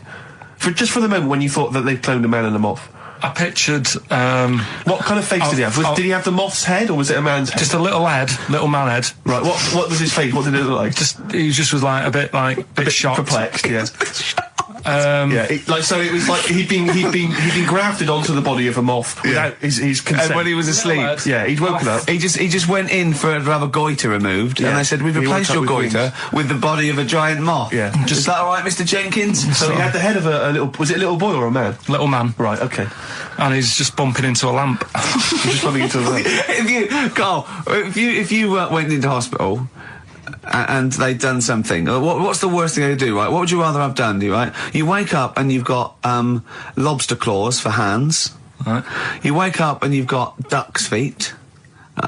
Or you wake up and you've got one horn coming out of your head. The worst thing? Yeah. Probably the horn coming out of my head. Why? Get in the way. That'd be useful, wouldn't it, in fights and stuff? And for like parties, people would play I quoits. suppose the lobster claws would also be quite handy there. Definitely. Cheeky freak of the week. Right. Well, couple of bits. I don't know which one to use as the main feature for this week. It's not good, is it? Well, there's been another one born. What? Little kid. Who won? 4 eyes. Insult. Just a guy who wears glasses. Come on. 4 eyes, 2 noses, 2 mouths. That's weird, isn't it? This bloke, did he also have 2 heads, 2 bodies? Sort of born sort of slightly separately? He wasn't stood next to a mirror? No. It's weird, that, isn't it? That's all you've got. I love that. That's weird. That. Imagine the doctor said that. Well, Mrs. Parks, kid's got 4 eyes and 2 noses. Weird, isn't it? Any clues? Yeah. Any clues? So that's it. That's all the information. Well, I'll tell you what, No, but that again- shouldn't be the main one. Okay, I've answered But it. like I say, what's the idea of this feature? What do I say all the time? Dunno. I always say, think about it. Think about what that would be like. Okay. What? Giving birth to him? No. Being, I think it's a girl. Being like her. 2 mouths. 4 eyes. What would that be like? Mad, innit? I don't know what this feature is. I don't know why. Is there another one? Is that, you said that? I mean, I hope everyone took the opportunity there during that silence to just think about what it would be like. I know I was. What? Could she talk with a mouthful? What? Is that allowed? Because she's got 2 mouths. Yeah. Yeah. Would that be alright in her house? She'd be eating Yeah, one, she can talk with one mouth and eat with the other, I Right, well, suppose. listen, the main one, right? You've thought about that. That's good. The main cheeky freak of the week. I haven't got all the details. Smallest person ever. Right? How big would you say that is? Carl is now sort of like holding his hands up like a fisherman, long ways. That's about 1 foot. Right. Smallest man in the world. I printed the thing off and I can't find it. There's a little picture of him. Right? The odd thing was... Because why have you asked me how... Did it say, or was it a picture of him? I didn't really read it. Of course you didn't. Of course you didn't. Jesus. I just saw it and thought, that's... What, you that's straight away assumed it was natural size? No, it was that big. But what do you mean it was that big? Little fella, like that. But why are you doing that? What? It was a page with a little fella. How do you know that was natural size? No, it was, because he said it's world's smallest man. And the funny thing is, I've read the first line, I always read the first line, it said world's smallest man. Well done. The weird thing is, he got an head like a light bulb. The shape of it, apparently. I don't know if that's got anything to do with his shape and size. God. That big. His name's Mr. Watts. And the annoying thing is, what got me is, if you're that big, right, don't have your picture taken next to a fruit bowl. Why was he having his photo taken next to a fruit bowl? Don't know. Whoever the photographer was, obviously having a bit of a laugh. Yeah. At his expense. Because you would just stand in the middle of nowhere, you'd look normal and that, but he was stood there, just leaning on an apple. Leaning on an apple? What is this? In what world do you inhabit? This was on the internet. Leaning on an apple? Was it Tom Thumb? What is this? Are you sure it wasn't some sort of sci-fi show they're advertising? No, it was leaning on it. Can you just lean on the apple? Just lean on the apple there. Do me a favour, you stand next to my chihuahua. You're not taking the piss, are you? No, not at all, no. Would you mind leaning on this matchbox? Yeah. Leaning on an apple. And that's what, so it just said, is the world's smallest man leaning on an apple? Smallest man, said about his head being like a light bulb, I don't know what that meant. And I just thought, right, that'll do. That's that sorted cheeky rig of the week done. I think that was on like Monday. Right? I found that, I thought that's done. Printed it off, forgot to get it off the photocopier. Someone's nicked it. Play a record. You got to... You know, it's just... Steve. No, can I just say no Carl, point. please, if I say, let's have Cheeky Freak of the Week, and you haven't done your research, you haven't got the information, just tell us you can't do it. But don't lead us on. Don't say things like on radio. Hold your hand up to me and go, how tall is that? It's nothing. That's radio. Nothing. It's nothing. I think it was that big because he was leaning on an apple. It's not enough information. But, imagine Trevor McDonald coming on, going, some news, some stuff. How big's that? How big do you think that is? Yeah. Because there was a fella, coming up after Chris Tarrant. Play a record. I'm angry. I'm actually angry. And if Monkey News is in any way similar, you've really pulled your finger up with that, have you? Mm-hmm. Good. Let's have Rockbusters answers next. Supersonic. Oasis on XFM 104.9. Right. Getting through it. It's the Rockbusters. Right. It's the Rockbusters results, really, because this is a very important result. It's whether they stay in the Premiership or are relegated. This is the playoffs for Carl. Okay? You need 3 points. You need 3 points to stay up, Carl. Go on. Right, had a lot of right answers in that. Right, okay, that's in your favour, you know. Okay. The first clue was, the doctor said part of the foot and the leg was no good, so he took them off, he threw them away. Yeah. The initials TB. Yeah. Right? Go on. Tony Bennett. Alright, that's Tony Bennett. Tony Bennett. Tony Bennett. Yeah. Okay, that's a warning, that's a yellow card. That is a yellow card, but you can still get the points. Right. Because his name's not Bennett. Tony, brilliant. Tony, perfect. A pun. Knee, his name's Tony. Perfect. Bennett, no, his name's Bennett. See? Well, he's in London this week as well, so I don't know if it's sold out. I won't mind. Are you on drugs? Or did I actually crack your head? Did I actually give you some brain damage? Because you're worse than usual now. It's like, go on. Right, the second one. That's a Scottish fella. We've got to speed this show up. Hang on a minute, hang on. I've just got to make sure it's right. We don't want to look stupid. Right? That Scottish monster has got a bit of a tan. I don't think we can look stupid with material like this. TD, that Scottish monster's got a bit of a tan. The answer there, the darkness. I'll give you that. Right. Well done. And the last one. Goal. The 60s singer, he had a heart attack the other way whilst having it away. You won't be seeing him again. The initials FNM. That's Faith No More. Adam Faith. Right? No! Doesn't count! Why not? Adam Faith No More.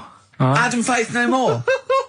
So, sorry, what is the clue? Is the clue Adam Faith, or is it Faith No More? It's Faith, I suppose. Just Faith No More. He's a 60s singer. So we got that. That's that. Safe for next week. Who's the winner?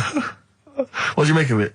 You've got the deciding vote, Rick. Well, come on. I mean, you know my feeling. I mean, it works Faith No More, but he's mixed up what cryptic is and that, because the fella, I mean, Adam Faith did actually die having it away, didn't he? Yeah. So it's all about him. It's all right. All the facts are right.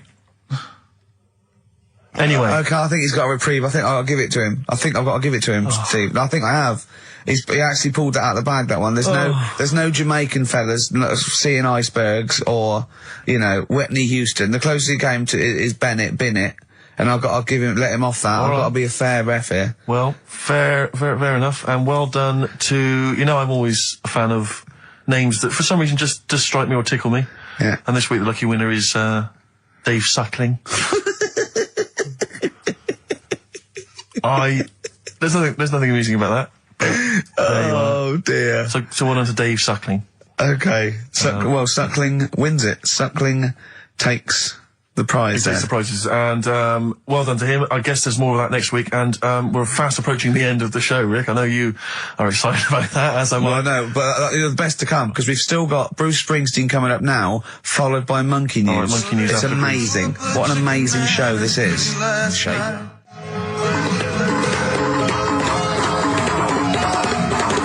Chimpanzees at Monkey News! Excellent. So, Monkey News time on XFM. Karl Pilkington, the man in the hot seat. Karl, what have you got for us? Okay, Monkey News this week. We've covered a lot of stuff. We have indeed. Now, do you know, there's places where you can go for, weekend rests and stuff, Sure. and you relax, you sit in a little spa, you might have a swim and stuff. Mm. Well, they've got a place done for monkeys. Of course they have. Right? They can go there, they relax, forget about all the stuff they've got going on in their head. They can have a manicure. Right. Got nice meals. It's not called a manicure, though, it's called a chimpacure. Beauty treatments. Yeah. Right? They look good and stuff. Yeah, well, look good, feel good, yeah. Now, you might think, well, that's pretty normal. Well. The bit I haven't told you about is actually run by a couple of chimps.